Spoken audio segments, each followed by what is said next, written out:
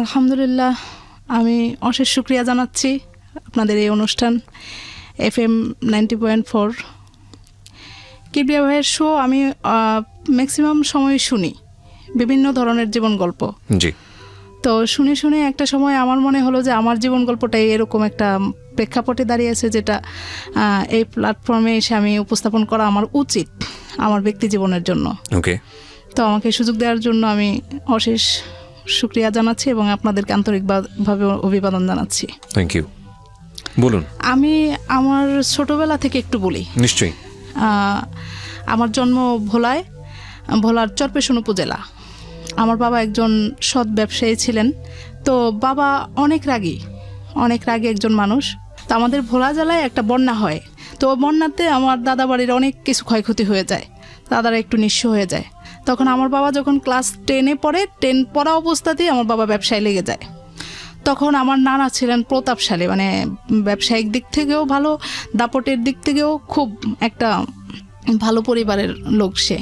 তো আমার নানা বড় ব্যবসায়ী ছিলেন। সেই সুবাদে আমার বাবা আমার নানার কাছে ব্যবসায়িক কাজকর্মের জন্য আসতেন। নানার বড় ব্যবসা ছিল, ওইখান থেকে মাল নিয়ে আমার বাবা ছোটোখাটো একটা ব্যবসা করতেন আর কি। তো এরকম করে করে আমার মা যখন ক্লাস 6-এ পড়ে, আমার মা খুব সুন্দরী, আমার মা খালারা খুবই সুন্দরী। তা আমার বাবা দেখে পছন্দ করলো। তো করার পরে আমার নানাকে তার বন্ধু বান্ধব দিয়ে জানানো হয়েছে যে এরকম আমি তাকে বিয়ে করতে চাই। তো যাই হোক, নানা রাজি হলো। তো অনেক কষ্ট পরিশ্রমের মধ্যে দিয়ে তাদের এই সংসার জীবন শুরু। তখন আমার বাবা ছোট একটা ব্যবসা দিলেন। আচ্ছা। দিয়ে খুব কষ্টের মধ্যে তাদের সংসার। আমি আমার মার কাছে গল্প শুনছি যে আমার বাবা বিয়ের পরে 100 টাকা একটা রুম ভাড়া করে থাকতেন। 100 টাকা রুম ভাড়া করে থাকতেন, কিন্তু তাদের এতই আন্তরিকতা ভালোবাসা ছিল যে এটাকে কিছুই মনে হতো না। একটা পর্যায়ে আমার বাবা ধাপে ধাপে ব্যবসার দিক থেকে খুবই অগ্রসর হতে থাকলেন। মানে আমি জন্মের পরে নাকি খুব সুন্দর হয়েছি। আপনি বাবা আমার প্রথম সন্তান ছিলেন? আমি বাবা আমার প্রথম সন্তান। ওকে। তো আল্লাহ রহমতে সে একটা সময়ে আমাদের ভোলা চরপেশন উপজেলা, সেখানে আমার বাবা একজন সৎ ব্যবসায়ী এবং খুব নাম করা হয়ে গেল। কিসের ব্যবসা করতেন উনি? কসমেটিক্সের ব্যবসা ছিল। ওকে। খুব ভালো অবস্থা। আস্তে আস্তে ধাপে ধাপে, আমার জন্মের সময় কোনো বাড়িঘর ছিল না আমাদের। তো তার পরবর্তীতে আমাদের ইনশাল্লাহ বাবা বাড়ি করলেন, ব্যবসা। এরই মধ্যে কিন্তু আমার বাবা খুব রাগী। আমার বাবা এতটাই রাগী ছিল যে আমরা সামনে গিয়ে কথা বলতে পারতাম না। আমরা 3 ভাই বোন, আমি বড়, আমার ছোট 2 ভাই। তো সেদিক থেকে আমার বাবা একটা জিনিস ভালো ছিল না, সেটা হলো বাবার ব্যবসার দিকেই বেশি খেয়াল ছিল। আমার ভাই 2টা বড় হওয়ার পরেই সে শুধু ব্যবসার দিকেই নেবে, পড়াশোনা করাবে না, এরকম একটা অবস্থা। মেয়ে বড় হয়েছে, বিয়ে দিতে হবে। তো এরকম করে যাই হোক, আমি যখন ক্লাস 8-এ পড়ি, আমি এখানে একটা ঘটনা বলি যেটা কেউই জানে না, আজও পর্যন্ত শেয়ার করা হয়নি। হঠাৎ করে একদিন আমার বড় মামাকে পাঠানো হয়েছে আমাকে নিয়ে যাওয়ার জন্য। তো আমাকে নিয়ে গিয়ে দেখলাম যে মোটামুটি বাড়িতে বিয়ের আয়োজন চলছে। পরে রাতের বেলা দেখলাম যে রাত 11টার দিকে সত্যি ছেলে দেখতে আসছে। এই ছেলেটা হলো আমার নানার খুব প্রিয় মানুষ, আমার নানা ভাইকে একদম পাগল করে ফেলছে। তো যাই হোক, দেখতে আসছে, মামারা কেউ রাজি ছিল না। তো এখন রাতে যখন আসছে ভালো কথা, বিয়ে হবে যদি সেভাবে পছন্দ হয়। তো ছেলেটা আপনার মাদ্রাসার দিক থেকেও সে পড়াশোনা কমপ্লিট করছে, আবার ওই যে জেনারেল লাইনে যেটা করে ওইটাও কমপ্লিট করছে। সে একটা স্কুল এস্টাবলিশ করতেছে তখন। তো আসছে আমাদের বাসায়, পাঞ্জাবি পায়জামা পরে আসছে, আর রাতের বেলা সানগ্লাস চোখে দিয়ে আসছে। ওকে। তো এটা আসার কারণে আমার মামারা মাইন্ড করছে যে এটা কিরকম হলো, রাতের বেলা কেন সানগ্লাস দিয়ে আসলো। তো সর্বশেষ যাই হোক, ফাইনাল রাতের বেলায় তারা আমাকে এঙ্গেজমেন্ট করবে, আমাকে এঙ্গেজমেন্টের জন্য নিয়ে যাওয়া হলো। তো আমার আজও মনে আছে যে লোকটা আমার নানা ভাইকে বলছে যে নানা ভাই, আমার জীবনে একটা স্বপ্ন ছিল যে আমি আমার বিয়ের জন্য জীবনে একটা মেয়েকেই দেখব, আর তাকেই আমি বিয়ে করব। কিন্তু আল্লাহর অশেষ রহমত যে আমি একজনকেই দেখলাম, একজনকেই বিয়ের আমার পছন্দ হয়ে গেল। ওকে। তো যদিও ও ছোট, তারপরও যদি পড়াশোনা যতটুকু করতে চায় আমি ওকে ততটুকু পড়াশোনা করাবো, এতটুকু আমি আপনাকে আশ্বস্ত করলাম, আর ওকে আমি ভালো রাখবো সবসময়। ওকে। তো যাই হোক, দেখে আমাকে একটা আংটি পরানো হলো। তো পরে যাই হোক, বাবাও সেভাবে রাজি ছিল না, এখন নানা ভাইয়ের উপরে কথা বলতে পারতেছে না। পরে মামারা দেখি যে একটু কিরকম বলতেছে, এই কি এরকম ছেলে, এরকম সেই। পরে সকালে উঠে আমি রাজি না, আমি আমার বাবাকে একটা চিঠি লিখলাম, বললাম যে বাবা আমি পড়াশোনা করতে চাই। চিঠি লিখলেন মানেটা হচ্ছে বাবাকে সরাসরি বলতে পারবেন? না, পারবো না, বাবা খুব রাগী, আমি সামনে গিয়ে চোখের দিকে তাকিয়ে কথাই বলতে পারবো না। ওকে। তো লিখলাম যে বাবা আমি পড়াশোনা করতে চাই, আব্বু আমি খারাপ কিছু করব না বা এমন কিছু হবে না যেটাতে আপনার কোনো মান সম্মান নষ্ট হয়, কিন্তু আপনি আমাকে এই বিয়েটা দিবেন না। তো এটা বলার পরে আব্বু যখন চিঠিটা পড়লো তখন বললো যে হ্যাঁ আমার একটাই মেয়ে, ঠিক আছে। আমার আম্মাকে নিয়ে একটু ঝামেলা করলো যে তোমার বাবার কারণে এরকম না, আমি মেয়েকে বিয়ে দিব না। তো যাই হোক ওইখানে আব্বু স্টপ করে দিল, বললো যে আংটিটা ফেরানো হোক, এখানে আর দরকার নেই।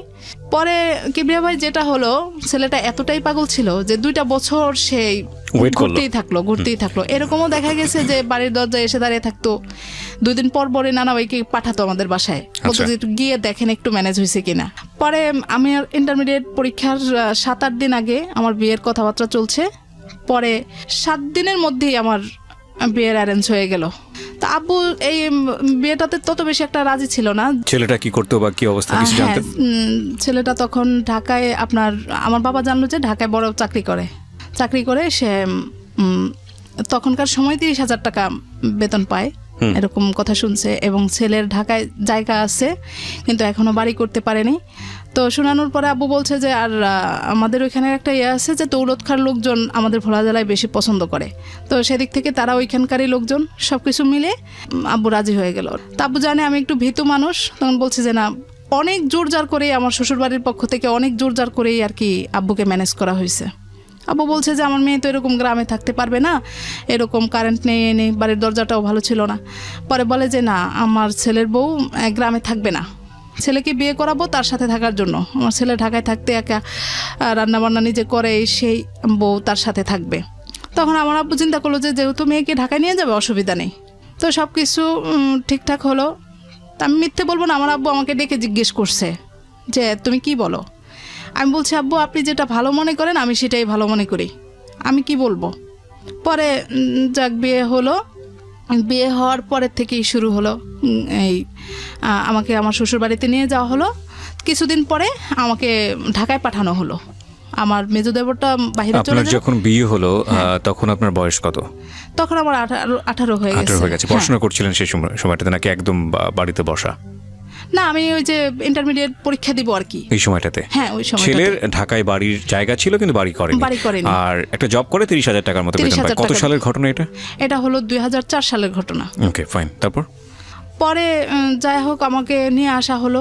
খুব আদর যত্ন আমার শ্বশুরবাড়িতে, খুবই ভালো, খুব ভালো।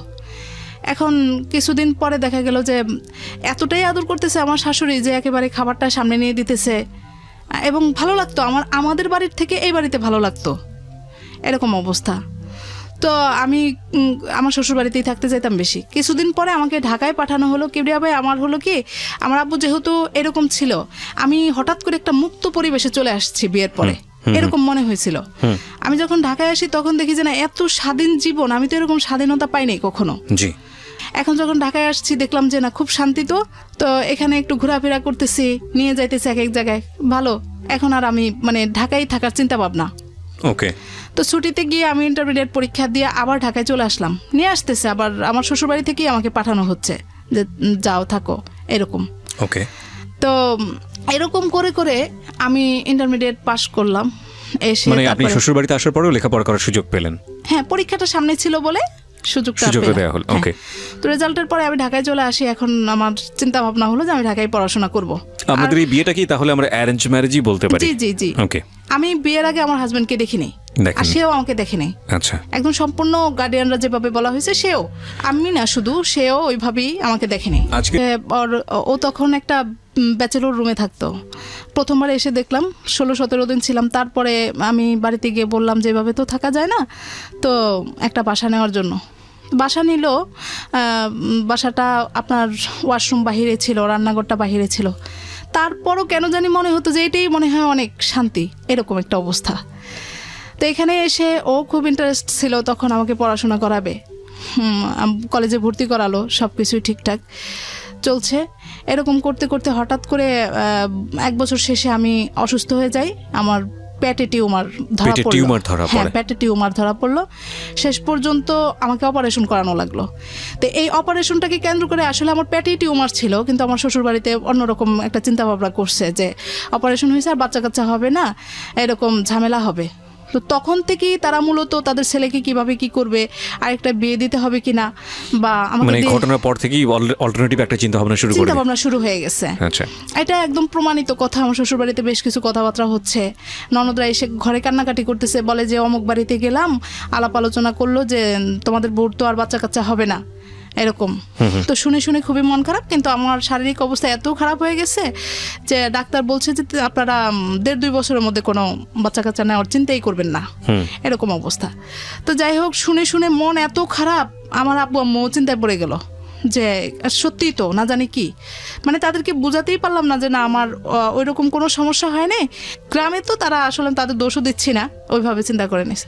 আপনার হাজবেন্ড কি জানতো ওই সময়টাতে? না, হাজবেন্ড জানতো, ও জানতো। আচ্ছা, উনি কি কথাগুলো কানে তুলতেছিল? ও বলতো যে শুনো, তারা বলবেই, আচ্ছা বলবেই, থাক, অসুবিধা না, আমি তো জানি বিষয়টা। ফাইন। পরে আমি নিজের থেকেই মানে খুব বেশি আগ্রহী হয়ে গেলাম যে না, এখন আমার বাচ্চা দরকার।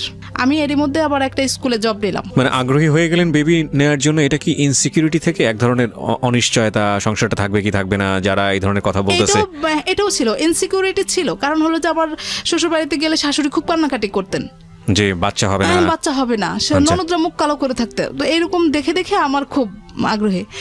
আর কি ভাই, আমি আপনাকে একটা কথা বলি, আমার না এই ঢাকায় আসার পরে যখন দেখতাম যে মেয়েদেরকে নিয়ে মায়েরা দৌড়াচ্ছে ভিখারি নেচার জন্য, তখন লিখিত পরীক্ষা ছিল, তো দৌড়াইতেছে, কোচিং করাইতেছে, গাইড করতেছে খুব, মানে তখনই আমার স্বপ্ন দেখা শুরু হলো যে মায়েরা তো প্রথমে একটা ছেলে সন্তানই চায়, যে একটা ছেলে হোক।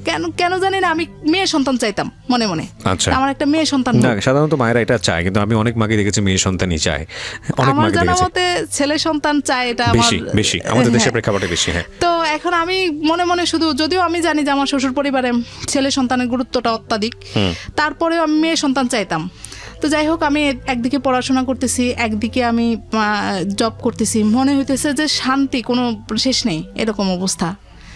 তো শেষ পর্যন্ত দুজনের চিন্তা ভাবনার মধ্য দিয়ে বাচ্চা নেওয়ার একটা চিন্তা করলাম।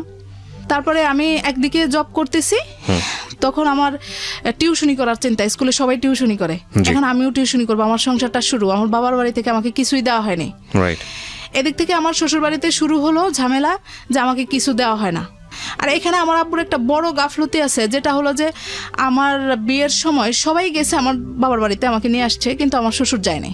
আমাদের ওইখানের একটা কালচার আছে যে শ্বশুরকে পরে, বিয়াইকে পরে খুব আপ্যায়ন করে নিতে হয়, কিন্তু আমার বাবা এটা করে নাই। আচ্ছা, এটা না করার কারণে পরবর্তীতে বাবা এটাকে কোনো গুরুত্বই দিল না। আমি ঢাকায় চলে আসলাম, আর এটা গুরুত্বই দিল না। এখন এটা নিয়ে খুব ঝামেলা শুরু হচ্ছে। আমি এবার বাড়িতে গিয়ে খুব কান্নাকাটি, বাবার সামনে তো কিছু বলার সাহসই নেই, আম্মার সাথে কান্নাকাটি করতেছি যে এটা নিয়ে কথা হচ্ছে। ঠিকই তো, আমার শ্বশুরকে তো ডাকা উচিত, এ করা উচিত, আপ্যায়ন করা উচিত। তখন বাবা পরবর্তীতে 2-3 বার আমার শ্বশুরকে দাওয়াত করলো, কিন্তু আমার শ্বশুর সেটা গ্রহণ করে নাই। কিন্তু এটা তারা মানে কোনোদিনও স্বীকার করে না যে আমার বাবা এটা করছে। দেখে দেখে বাবা বলল যে আমার মেয়ে থাকে ঢাকায়, আমি আমার বিয়াই আমার সাথে, আমার বাবা একটু এক ঘরে মানুষ, যাই হোক, ওইভাবে চিন্তা করে নিছে। কিন্তু এই জিনিসটাই পরবর্তীতে অনেক পরে আমি টিউশনি করতে লাগলাম, তারপরে স্কুলে চাকরি করতে লাগলাম, নিজের পড়াশোনা সবকিছু একই সাথে, এত ভালো লাগতো। তো আমার মেয়েটা হওয়ার 7-8 দিন আগে আমি স্কুল থেকে ছুটি নিলাম। নেওয়ার পরে ওকে ডেট দিল, হলো ডেটের 18 দিন আগে আমার বাচ্চাটা হবে। আমি তো তা জানতাম না, আমি এতটাই অজ্ঞ ছিলাম, আমি ভাবতাম যে মানে ডাক্তার যেদিন বলছে সেদিনই বাচ্চা জন্মগ্রহণ করবে, আচ্ছা, এরকম জানতাম। তো যেদিন জন্ম হবে সেদিন আমি সকালবেলা, আমার খারাপ লাগতেছিল, আমি বললাম যে তুমি অফিসে যাওয়ার সময় আমাকে একটু নিয়ে যাও, আমি স্কুলে যাব। বলে যে না, যাওয়ার দরকার নেই। তো এরই মধ্যে আমি একদিনও, মানে এই যে আমার অসুস্থ অবস্থায় আমার বাবার বাড়ির লোকজনও বলতে পারবে না আমি কিরকম অবস্থায় আছি, বা শ্বশুর বাড়ির লোকজনও বলতে পারবে না, আমাকে দেখে নাই, কিন্তু এমনি খোঁজ খবর হচ্ছে, জানানো হচ্ছে প্রতিনিয়ত। পরে গেলাম, স্কুলে গেলাম, দুপুর পর্যন্ত কাজ করলাম, করে বাসায় গেলাম। এখন দেখি যে না, আমার শরীরটা খুব খারাপ হচ্ছে। পাশের বাসার ভাবিকে গিয়ে বললাম, ভাবি আমার তো এরকম সিমটম দেখা দিচ্ছে, কি করব? বলে যে হাসপাতাল চলে যান। বলার পরে বলে যে তুমি না 3-4 দিন আগে ডাক্তার দেখে আসছো? আমি বলে যে না, ওই বাসার ভাবি বলছে আমাকে ডাক্তারের কাছে যেতে হবে। পরে বললো যে তাহলে আমি একটা সিএনজি ডাকি। আমি বলে যে না, সিএনজি না, রিক্সায় যাব। আচ্ছা, রিক্সায় যাব, মানে কথা বলতে বলতে যাব, এরকম একটা অবস্থা। তো রিক্সা নিয়ে যাচ্ছি, এই পেইন হচ্ছে, আবার কিছুটা কমতেছে, যখন কমতেছে তখন দুজন গল্প করতেছি, আবার যাচ্ছে এরকম। পরে আমাকে মগবাজার 8 দিন হসপিটাল ভর্তি করানো হলো। ওইখানে করানোর পরে আমার এই বড় মেয়েটা সারা রাত থাকার পরে পরের দিন জন্মগ্রহণ করলো। ওকে। তো তারপরে আমি যখন স্কুলে খবর দিলাম, ওরা ভাবতেই পারে না যে কি বলে, কালকেও স্কুল করে গেল, ডিউটি করে গেল, এই মানুষটা আজকে বলে যে এরকম অবস্থা। পরে জন্মগ্রহণ হলো, ঠিক আছে, সব কিছুই ওকে হলো, নর্মালি বাচ্চা জন্ম নিল, কিন্তু বাচ্চাটা খুব অসুস্থ ছিল, আচ্ছা। ওয়েট কম ছিল, দেখতে ভালো ছিল না, একদম কুচড়ে ছিল, কিরকম একটা বাচ্চা। তখন মন খারাপ হয়েছে যে আসলে যে আমি এতটা পরিশ্রম করছি, যার কারণেই হয়তো যে আমার কলিগরা বলতো, হ্যাঁ এখন মনে হয় যে এতটা কলিগরা বলতেন যে এত কষ্ট করতে হয় না এই সময়। তো আমি দেখলাম যে আমার শরীরে তো ভালোই সামর্থ্য আছে, আমি করবো না কেন, ঘরে বসে থাকবো কেন। তো কিবরিয়া ভাই আমার একে নিয়ে খুব ঝামেলা পোহাইতে হলো। নাম কি হলো মেয়েটার, যেটা একটু হাবিবা রহমান ওহি। ওহি, হ্যাঁ। তো ওকে নিয়ে আমার খুব ঝামেলা, সুস্থ ছিল না, খুব খারাপ অবস্থা। পরে হওয়ার পরে আমাদের বাড়ি থেকে আম্মা আসলো, মামিরা সবাই আসলো, আমার শ্বশুর আসছেন, এসে খুব প্রথম রাতনি বেশ সবাই খুব খুশি। জি। পরে আমাকে 18 দিন পরে, ওর 18 দিন বয়সে আমি আমার বাবার বাড়িতে যাই। প্রথমে শ্বশুর বাড়িতে যাই, সেখান থেকে কিছুদিন থেকে আমার বাবার বাড়িতে যাই। আচ্ছা। তো এখন বাচ্চাটা অসুস্থর জন্য আমাকে আমার আম্মা ঢাকায় আসতে দিল না। তো 3.5 মাস বয়সে আমি আবার ঢাকায় চলে আসি। তখন বাচ্চাটা একটু ফুরফুরে হয়েছে, বাবা মার কাছে ছিলাম, খুব যত্ন আদি, ভালো একটু মোটামুটি, কিন্তু অসুখ তার লেগেই থাকে, একটার পর একটা, একটার পর একটা। জি। তো এরই মধ্যে আমি যখন ঢাকায় চলে আসি, এখন আবার আমাকে স্কুল থেকে, আমি কিবরিয়া ভাই মানে ভালোই টিচিং দিতে পারতাম আর কি, যার কারণে তারা খোঁজ খবর নিচ্ছে। আর পরে গেলাম ওকে নিয়ে, এখন বলে যে না আপনি আবার স্কুলে জয়েন করেন। তা আমি বললাম যে না এত ছোট বাচ্চা নিয়ে কিভাবে কি, বলে যে না এখানে খালারা আছে, ওকে দেখবে, আপনি আপনার কাজ করতে থাকেন, আপনাকে অনেক সুযোগ সুবিধা দেওয়া হবে, 11টা পর্যন্ত আপনি থাকবেন, এরকম। তো এরকম হয়েছে, আমার সংসারের দিক থেকেও আমার দরকার। আমি এখানে একটু বলে রাখি কিবরিয়া ভাই, কোনোদিনই আমি সংসারে এসে আমার সংসারটাকে ওইভাবে একদম ফুলফিল পাই নাই যে না মাস শেষে ঘর ভাড়াটা দিতে গেলে আমার কোনো কষ্ট হবে না। তো এখন দেখলাম যে না আমার সংসারে তো আমি কিছু না করা ছাড়া তো আমি নিশ্চিন্তে থাকতে পারবো না। তো আমি এই 3.5 মাসের বাচ্চাকে নিয়ে স্কুলে যাচ্ছি, এদিক দিয়ে আমার মন খারাপ। আমার দেবর ছিল আমার কাছে, আমার দেবর আমার বড় ভাইকে ডেকে বলতেছে যে ইস ভাই খুবই কষ্ট পেলাম, আমার ভাইয়ের যদি প্রথম বয়সে একটা ছেলে হতো, তাও আবার মেয়ে, আমার ভাইয়ের এমনি অবস্থা ভালো না, তারপর যদি একটা ছেলে হতো তাও আমরা একটু নিশ্চিত থাকতাম। মেয়ে সন্তান হলো, এই এখান থেকে শুরু হলো, মেয়ে সন্তান মেয়ে সন্তান। তাদের ছেলের জীবনে প্রথম একটা ছেলে হলো না, ভাইয়ের জীবনে প্রথম একটা ছেলে হলো না। এটা কে বলতো? পরিবারের সদস্যরা? পরিবারের, আমার শ্বশুর। ওরা তো দূরে থাকতো, ওরা এই ধরনের কথা বললেই কি বা যায় আসে? আমার দেবর থাকতো আমার কাছে তখন। দেবর আপনার সঙ্গে থাকতো? ওকে। তো অনুভূতিটা তো প্রকাশ হতো, এটাই হলো কথা, ফোনে বা বিভিন্ন ভাবে এরকম। আমি বাড়ি যেতাম তখন, বাড়ি গেলেই দেখা যেত যে আমার শাশুড়ি কান্নাকাটি করতেছে যে ইস আমার ছেলের জীবনে প্রথম একটা ছেলে হলো না, মেয়ে হলো, এরকম। আচ্ছা। তো পরে যাই হোক, এখন আমি এই বাচ্চাটাকে 3.5 মাসের নিয়ে আমি স্কুলে খালাদের কাছে দেই, খালারা 2টা বেঞ্চ একসাথ করে কাঁথা টাথা বিছাই দিয়ে ওকে শোয়াই দেয়, আমি এদিকে ক্লাস করি, করে টোরে পরে বাকি কিছু খাতাপত্র থাকে এগুলা নিয়ে আমি ওকে রিক্সায় করে নিয়ে তারপরে বাসায় চলে যাই। ও রাতে যখন ওকে ঘুম পাড়াই, ঘুম পাড়ানোর পরে আমি স্কুলের কাজগুলা করি, করে পরের দিন সকালে আবার ওকে নিয়ে আমি স্কুলে আসি। এরকম করে করে আমার চলতে থাকে। তো চলতে থাকার পরে এরই মধ্যে ওর অবস্থাটা ভালো না, এখানে ইনকাম হচ্ছে না। এই তো আমার ছোট খালা থাকে ঢাকায়, উনি আমাকে একটা অফার করলো যে তোমার খালু তো বাহিরে লোক পাঠায়, তো ওকে পাঠাবে কিনা, জাপানের কথা বলছিল তখন। আমি আসলে কিবরিয়া ভাই এখন যতটা বুঝি তখন বুঝতাম না, ভাবতাম যে যা বলে ওইটাই মনে হয় সঠিক। আর এদিকে আরেকটু বলি, আমাকে বিয়ের সময় বেশ গহনাগাটি দেওয়া হয়। ওই যে আমার মেজুদাবর সৌদিতে ছিল, আপনার গলার হার, হাতের চুড়ি টুড়ি বালাটালা এগুলা দেওয়া হয়। তো দেওয়া হলে পরে আমি আমার চিন্তা করলাম যে আমার অবস্থা তো খুব খারাপ, ঢাকায় থাকতে হলে আমাকে লাগবে। আমার আব্বুকে জানালাম, আব্বু বলছে যে ঠিক আছে, টাকা পয়সা লাগলে আমি দিব, দেখো জাপান যাওয়ার কোনো ব্যবস্থা করতে পারে কিনা। তা বললো যে, আমি জিজ্ঞেস করলাম এখন আপনাদের কি লাগবে, বলে যে 1 লাখ টাকা লাগবে। তা আমি আমার আব্বুর কাছ থেকে ওই 1 লাখ টাকা এনে তাদেরকে দেই। আচ্ছা। দেওয়ার পরে আমি জানি যে আমার হাজবেন্ড এই লাইনেই আছে, সে তো বুঝবে অন্তত। তাকে জিজ্ঞেস করলাম, সেও বলে যে না ঠিক আছে, হবে হয়তো। দিয়ে রাখলাম। কিবরিয়া ভাই এখানে আমি প্রথম যে আমার ঢাকার শহরের যে কিছু জিনিস বুঝ, আমি এখান থেকে শুরু করি। পাসপোর্টটা নিয়ে ফেলানোই ছিল, কোনো প্রসেস করার জন্য দেওয়া হয়নি। আমি তো আশায় থাকতেছি। এখন আমার হাজবেন্ড বলতেছে যে ও তো আমি তো বাহিরে গেলে দেখা গেছে যে 5-6 বছর একটা না থাকা লাগবে। জি। আমাদের আরেকটা সন্তান নেওয়া উচিত, পরপর হয়ে গেলে আমাদের পরবর্তীতে আর ঝামেলা হবে না। এটা কে বলছে? আমার হাজবেন্ড বলতেছে। আমার হাজবেন্ড বলছে। ওকে। তা আমিও চিন্তা করে দেখলাম যে না ঠিকই তো, ও যখন থাকবে না তখন আমি কি করব।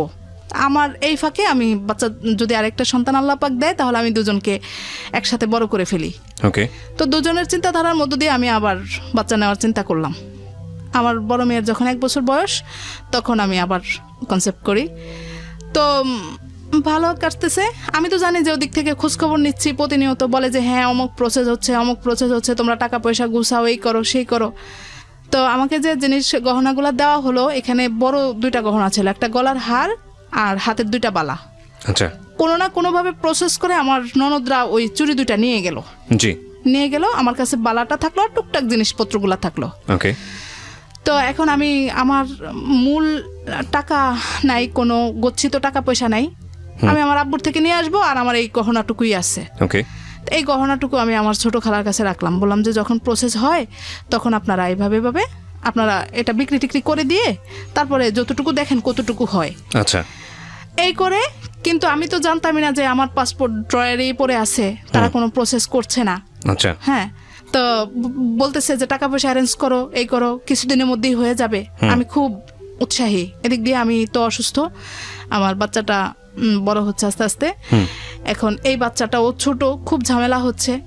তখন আমি আমার হাজবেন্ডকে বললাম যে তুমি যে এখানে যে কাজগুলো করতেছো এগুলো ক্লোজ করো, কারণ তুমি যখন চলে যাবে তোমার এই পেশাটা তো ভালো না।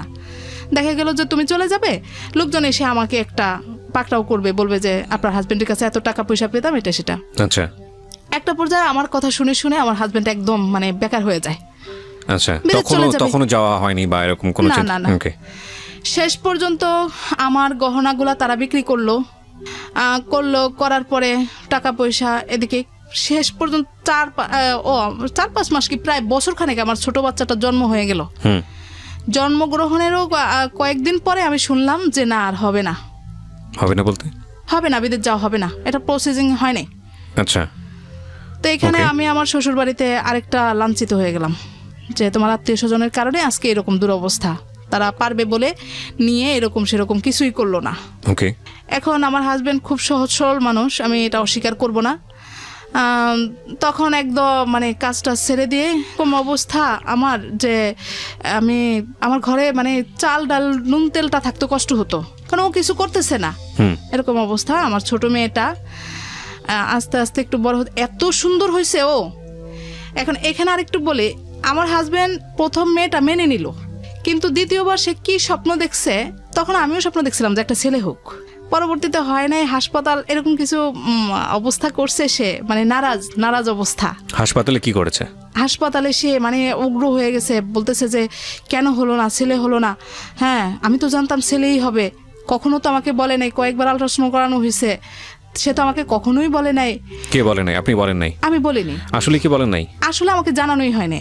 আমি কখনো ডাক্তারের কাছে জানতেই চাইতাম না, ভয়ে জানতেই চাইতাম না যে আমার কি ছেলে হবে না মেয়ে হবে। ওকে। ভয় কেন করতেন যদি মেয়ে হয়? কেন করতাম যে আবার যদি মেয়ে হয়, এটা শুনলে যদি আমার শারীরিক অবস্থাটা খারাপ হয়ে যায়, এজন্য। পরে আমার আম্মা ছিল, আমার ছোট খালা ছিল, তারা দেখছে যে এরকম অবস্থা। পরের দিন আমার ছোট খালা হাসপাতালে এসে বলতেছে যে তুমি বাচ্চাটাকে বিক্রি করো, আচ্ছা, আমি তোমার বাচ্চাটাকে নিয়ে নিব। কে বলতেছে এটা? আমার ছোট খালা বলতেছে। আপনাকে? হ্যাঁ, আমাকে বলতেছে। আমি তখন বেডে শোয়া। পরের দিন এত সুন্দর হয়েছে ও। তো মানে আপনাদের পারিবারিক আচরণ দেখে সেই প্রস্তাবটা দিয়েছে? এই প্রস্তাবটা দিয়েছে। আমি বললাম যে কেন? বলে যে তোমারও মন খারাপ, আর ওর বাবাকে যেরকম দেখলাম মনে হয় না সে মেয়ে দেখে খুশি। আসলে মেয়েরাই যে ভালো, আর আমাদের পরিবারে মেয়ে কম বলে আমাদের পরিবারে খুব চাহিদা মেয়ের। জি। আমাদের পরিবারের সবাই খুব খুশি যে আমার পরপর 2টাই মেয়ে। এখন বলছে যে তোমার মেয়েটা এত সুন্দর হয়েছে, ওকে আমি নিয়ে নিব, তোমাকে আমি 3 লাখ টাকা দিয়ে দেই, তুমি মেয়েকে আমাকে দিয়ে দাও। তুমি একটু সুস্থ হলে তাকে জিজ্ঞেস করো, সে কি মেয়ে দেখে কি খুব বেশি নারাজ, যদি হয়ে থাকে আমি ওকে কিনে নিব, ওকে আমি মানুষ করব। তো সত্যি সত্যি আমারও মনের মধ্যে খুব ছিল। আমি আমাকে বুঝিয়ে বললো যে না, আসলে আমার খুব আশা ছিল, একটা ছেলে দরকার, একটা ছেলে হলে তো আমাদের আর চিন্তা ভাবনা থাকতো না। যাই হোক, এগুলা মনে কোনো কষ্ট নিও না, আল্লাহ যা দিছে তা নিয়ে আমরা থাকবো। পরবর্তীতে আমি এখান থেকে সান্ত্বনা যে না, আমাকে আমার হাজবেন্ড বুঝিয়ে বলছে, বাস এটুকুই। ওকে। কিন্তু আমি যতবারই আমার মেয়েদেরকে নিয়ে বাড়িতে যেতাম আমার শাশুড়ি ততবারই কান্নাকাটি করতেন। পরপর 2টা মেয়ে, প্রথমবার তো ছিলই, এখন আরো বেশি। আমার ছোট ননদ বলতো যে মেয়ে বাচ্চা আমার একদমই পছন্দ না। এই দিকগুলো দেখে দেখে আমারও নিজেরও এখন কেন জানি মেয়েদের প্রতি একটা তো আপনি অনীহা। এক ধরনের প্রতিবাদ করতেন না যে না এটা কিছুই করতাম না, কিছু বলতেন না? না এখন আমার মন থেকে কেন জানি একটা আমারও অনীহা চলে আসছে ওই সময়টাতে যে না মেয়ে হ্যাঁ, বাচ্চা হ্যাঁ, যে আসলে Okay. ছেলে দরকার। তারপরে যাই হোক আমি ঢাকায় আসলে মোটামুটি আবার ঠিক হয়ে যাই। আচ্ছা বাড়িতে গেলেই সমস্যাগুলো হয়, কিন্তু ঢাকায় আসলে ঠিক হয়ে যায়। এরই মধ্যে যখন আমার হাজব্যান্ড পুরোপুরি একদম বেকারের মতো অবস্থা, হালকা পাতলা কিছু করে, তখন আস্তে আস্তে প্রকাশ পেতে শুরু করলো। আমরা একটা বড় বাসা নিলাম, মানে 2 বাচ্চা হয়ে গেছে, এখন একটু বড় ফ্ল্যাট নিলাম, আগে ছোট বাসায় ছিলাম। তো আমাকে একটা জিনিস একটু বলেন, মানে আমার মাথায় আসছে না, যেহেতু আপনার হাজবেন্ডের কোনো ইনকাম নাই, আপনাদেরও 2টো বাচ্চা হয়ে গেছে, খুব স্বভাবতই একটু বড় বাসা দরকার, কিন্তু যখন একটা বড় বাসায় যাচ্ছেন তখন একটু চিন্তা ভাবনা করার দরকার না যে এই পয়সাটা কোত্থেকে আসবে? জি, আমার ছোট ভাইটা তখন আমার সাথে ছিল। তখন আচ্ছা। ভাইকে বলছি ভাই তুই, আমার সাথে ছিল বলতে অন্য জায়গায় থাকতো, ভাইকে বলছি ভাই তুই আমার সাথে থাক, আমার সাথে থেকে আমাকে কিছু দে, এখানে থাকলে হয় কি বাসাটা একটু বড় হলো, ভাই তো আর সবসময় থাকবে না সারাদিন, এরকম একটা চিন্তা ভাবনা। আর আমি টিউশনি বাড়িয়ে দিলাম, স্কুল করতে লাগলাম, আচ্ছা এরকম অবস্থা। আর ওকে বললাম যে তুমি টুকটাক কিছু করো। আচ্ছা তো খুব কষ্টের মধ্যে বাসা ভাড়াটাই দেই, কিন্তু খাওয়া দাওয়া খুবই কষ্ট, এরকম করে দিন যেতেছে। এখন এই থেকেই আমাদের সংসারে অশান্তি শুরু। মানে আমিও সহ্য করতে পারি না যে আমার ইনকামটা কেন, আমার টাকাটা আমি জমাবো, এই করব সেই করব, কেন সংসারে খরচ করি, তুমি কেন ভালো কিছু করতে পারতেছো না। ও কি চেষ্টা করতো না নাকি, মানে ওই চেষ্টা যে করতে একটা হতো না? ব্রেক হয়ে গেছে জাপান যাওয়ার বিষয়টা নিয়ে, আবার তার চেষ্টাটা কম। আচ্ছা ওকে। এই করে করে ওর সাথে আমার দ্বন্দ্ব বিরোধটা লেগে যাচ্ছে, মাঝে মাঝে ঝগড়া বিবাদ হইতেছে। এখন কিছু কিছু সময় সে তার পরিবারে এগুলা ব্যক্ত করতেছে, ব্যক্ত করার কারণে এই আমার শ্বশুর শাশুড়ি এখান থেকেই শুরু করে তোমার পরিবার বাড়িতে পাঠিয়ে দাও। মানে বিষয়টা হচ্ছে ঢাকা থেকে থাকার, যেহেতু তুমি এফোর্ড করতে পারছো না, সুতরাং ঢাকা থেকে তুমি ওকে গ্রামের বাড়িতে পাঠিয়ে দাও। হ্যাঁ, এখন আমার কথা হলো যে আমি যাব না, আমি আমার মেয়েদেরকে আমি ঢাকায় পড়াবো, যত কষ্টই হোক না কেন, আমি আরো বেশি কষ্ট করবো। তখন আপনার মেয়েরা কোথাও পড়াশোনা করে না? না, ছোট। আচ্ছা তো দেখতে দেখতে আমার বড় মেয়েটা যখন 5 বছর বয়স, তো ওকে আমি অন্য কোনো স্কুলে দিই না, আমি যে স্কুলে ছিলাম আসা যাওয়া করতো আর কি। খুব ইন্টারেস্ট, আমি তো আগের থেকেই আমার ফিগারনেস, কবে মেয়ে বড় হবে আমি পারি না যে টেনে হিস্ট্রি বড় করি। আচ্ছা 5 বছর বয়স যখন হলো, নার্সারিটা কোনো রকম পড়ছে, তখন আমি ওকে ট্রায়াল দেওয়াইলাম ফিগারনেসের জন্য। হ্যাঁ, ফিগারনেসের প্রতি আপনার এতটা শখ কেন? মানে ওই যে মেয়েরা, ফিগারনেসটা গার্লস স্কুল, হ্যাঁ। অনেক স্টুডেন্ট, তারপরে ভালো লাগতো পড়াশোনাটা। আমি বিগত বছরগুলাতে আমি প্রশ্নপত্রগুলো একটু গাইডের পিছনে দেখে দেখে আমার কেন জানি না এটা একটা ফিগারনেসের প্রতি একটা মায়া, আলাদা মায়া। আলাদা যোগ ছিল।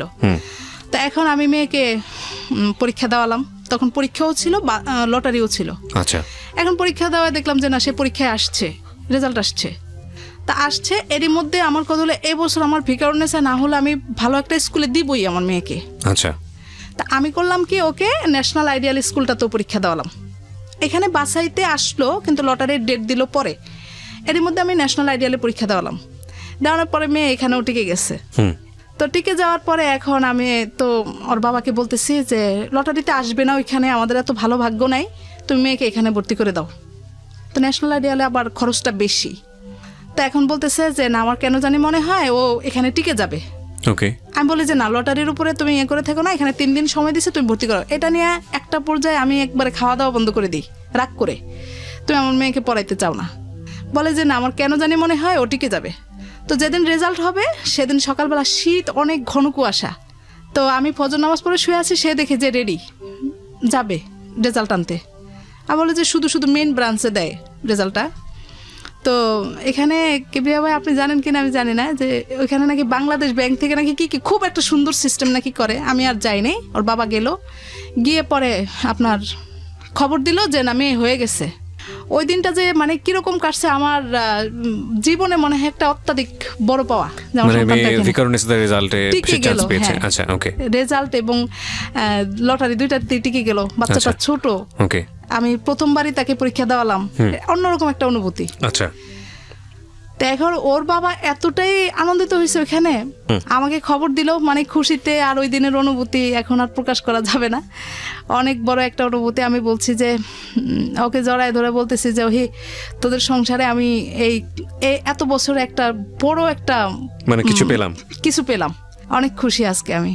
আমার মনে হয় একটা মাস শুধু হাওয়ায় হাওয়ায় আমি উড়ে বেড়াইছি, এরকম একটা অবস্থা। তো ভর্তি করালাম মেয়েকে, মেয়ে 1 কমপ্লিট করলো। 1 বছরটা ভালো, খুব ভালো কাটতেছে, বাবারও খুব আগ্রহ, আমারও। আমি ওকে পড়ানোর জন্য দেখা গেছে টিউশনি করি রাত 11টা পর্যন্ত, স্কুল করি, তারপরে আমার মেয়েটাকে আমি পড়াইতেছি। পরের বছর আমার ছোট মেয়েটা খুবই ছোট, ওটা এখনো স্কুল কোথাও দেই নেই, পড়াশোনা এখনো হাতে দেই নেই, নিজে নিজে একটু একটু পড়ে। পরে আমার আবার নেশা, ওকে আমি দেওয়াই, দেখি বোনের কোটায় আসে নাকি, যদি হয়ে যায় তাহলে আমি ওকে 2 বছর রেখে দিব, আচ্ছা, কারণ লটারিতে আসবে এমন তো কোনো গ্যারান্টি নেই। পরের বছর আবার আমি ওকে পরীক্ষা দেওয়ালাম, সবাই না করলো, বললো যে না এত ছোট বাবুটাকে দেওয়ার কোনো দরকার নেই। আমি না, দেখি ও একটু ঘুরে আসুক, ছোট মেয়েটা, ও খালি আমাকে ছাড়ে না, দেখি ও পরীক্ষার ভিতরে ও যেতে পারে নাকি, আমি একটু দেখি, আসবেই যে এরকম কোনো কথা নেই। পরে আমি ওকে আবার পরীক্ষা দেওয়ালাম, দেখি সেও দেখি যে বাছাইতে চলে আসছে রেজাল্ট, মানে দুজনেই খুব মেরিটোরিয়াস ছিল। হ্যাঁ মোটামুটি। তো এখন তাও রেজাল্ট দিয়ে এখন ওর বাবা বলছে যে আমি বাড়ি যাবো ডিসেম্বরে, বলে যে না তুমি বাড়ি যাও না, ওর রেজাল্ট দেবে। আমি বলি না, ওইসব রেজাল্টের জন্য থেকে লাভ নেই, আমি ঘুরে আসি, ও টিকবে না, ও আসবে না লটারিতে। আমি চলে গেলাম 19 তারিখে, 20 তারিখে লটারি হচ্ছে ঢাকায়। তো এখানে মজার একটা বিষয় আমি একটু উল্লেখই করি, আমার কাছে ভালো লাগার বিষয়টা আমার জীবনের জন্য। বাড়ি গেছি আমি, সকালে গিয়ে ভোলায় পৌঁছালাম, তো আমাকে বলতেছে যে আমি রেজাল্ট আনতে যাচ্ছি। আমি বলছি যে শুধু শুধু কি দরকার, রেজাল্টের তো পরে জানাই যাবে, কারণ আমি যাব। রেডি হয়ে গেছে।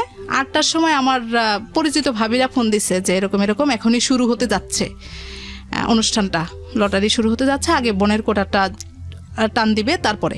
আচ্ছা, তো আমি কথা বলতে নিয়েছি, পরে বলে যে একটু রাখেন, এই মাত্রই শুরু হইতেছে। কিবরিয়া ভাই 2 মিনিটের মধ্যে সে আমাকে ফোন দিয়ে জানায়, ওই ভাবি, যে আপনার মেয়েটা তো টিকে গেল। অবাক, মানে বসুন্ধরা ব্রাঞ্চে আপনার সর্বপ্রথম বোনের কোটায় আমার মেয়েটা। কি কোটা ছিল? বোন কোটা। হ্যাঁ। আচ্ছা, ইন্টারেস্টিং। বোনের আবার কোটা হয়? হ্যাঁ, বোনের কোটা হয়, মুক্তিযোদ্ধার কোটা হয়। আচ্ছা, বোনের কোটা ও এসে গেল একদম সর্বপ্রথম লটারিটা। ওর বাবা যখন দাঁড়াইছে, ওখানে সাংবাদিকরা ছিল, সবাই গিয়ে মানে আশেপাশে দাঁড়িয়ে আছে, বলে যে মানে ওইখানে একটা প্রথম লটারিটা, হাততালি, অন্যরকম একটা অনুভূতি। আচ্ছা, সবাই ফোন দিয়ে বলতেছে যে আমি তো অবাক, কি করে হয়, এটা প্রথমেই হলো, আর আমি তো এটা কল্পনাই করিনি। লাগ ভালো ছিল ইনফ্যাক্ট। হ্যাঁ, এরকম করে পরে আমি যাই হোক ওকে ঢাকায় নিয়ে আসলাম, এসে ভর্তি করালাম। খুবই ছোট, কিন্তু এমনি ওর আবার একটু ম্যারিট ভালো, চেষ্টা করলে খুব ভালো পারে। ভর্তি করালাম এখন 2 জন। প্রথম বছর মেয়েটাকে ওই আমার পরিচিত এক ভাইয়ের মাইক্রো যায় বাড্ডা থেকে, মাইক্রোতে দিয়ে দিলাম, বললাম ছোট মানুষ। পরের বছর এখন আমার 2 জনকে তো আমি মাইক্রোতে দিতে পারবো না, ভ্যানে দিয়ে দিলাম। আচ্ছা, এই ক্লাস 2 থেকেই শুরু হলো আমার আরেকটা অধ্যায়। আমার শ্বশুর শাশুড়ি বলতেছে মেয়ে মানুষ কেন ঢাকায় পড়াতে হবে, ভিকারুন্নেসা পড়ানোর মানেই হলো যে প্রচুর টাকা খরচ। কিন্তু আমি তো জানি যে কতটুকু খরচ। আমার প্রশ্নটা হলো তুমি জানো, কারণ আমার শ্বশুর শাশুড়ি বাবা মা তারা গ্রামে থেকে না জানারই কথা, ভাবে যে বড় একটা স্কুল, না জানি কত টাকা খরচ। কিন্তু আমি জানি যে আমার বাচ্চাদের পিছনে কত টাকা আমার খরচ হয়। এটা করে করে তখন একটা তাদের কথাকে পাত্তা দিত না। এখন ক্লাস 2 বছর শেষ হলো পরে আমি বেড়াতে গেলাম, এখন আর আমাকে আনবে না, বলে যে তুমি এখানেই থাকো, এখানে অনেক খরচপাতি, আমি চালাইতে পারবো না, এই সেই।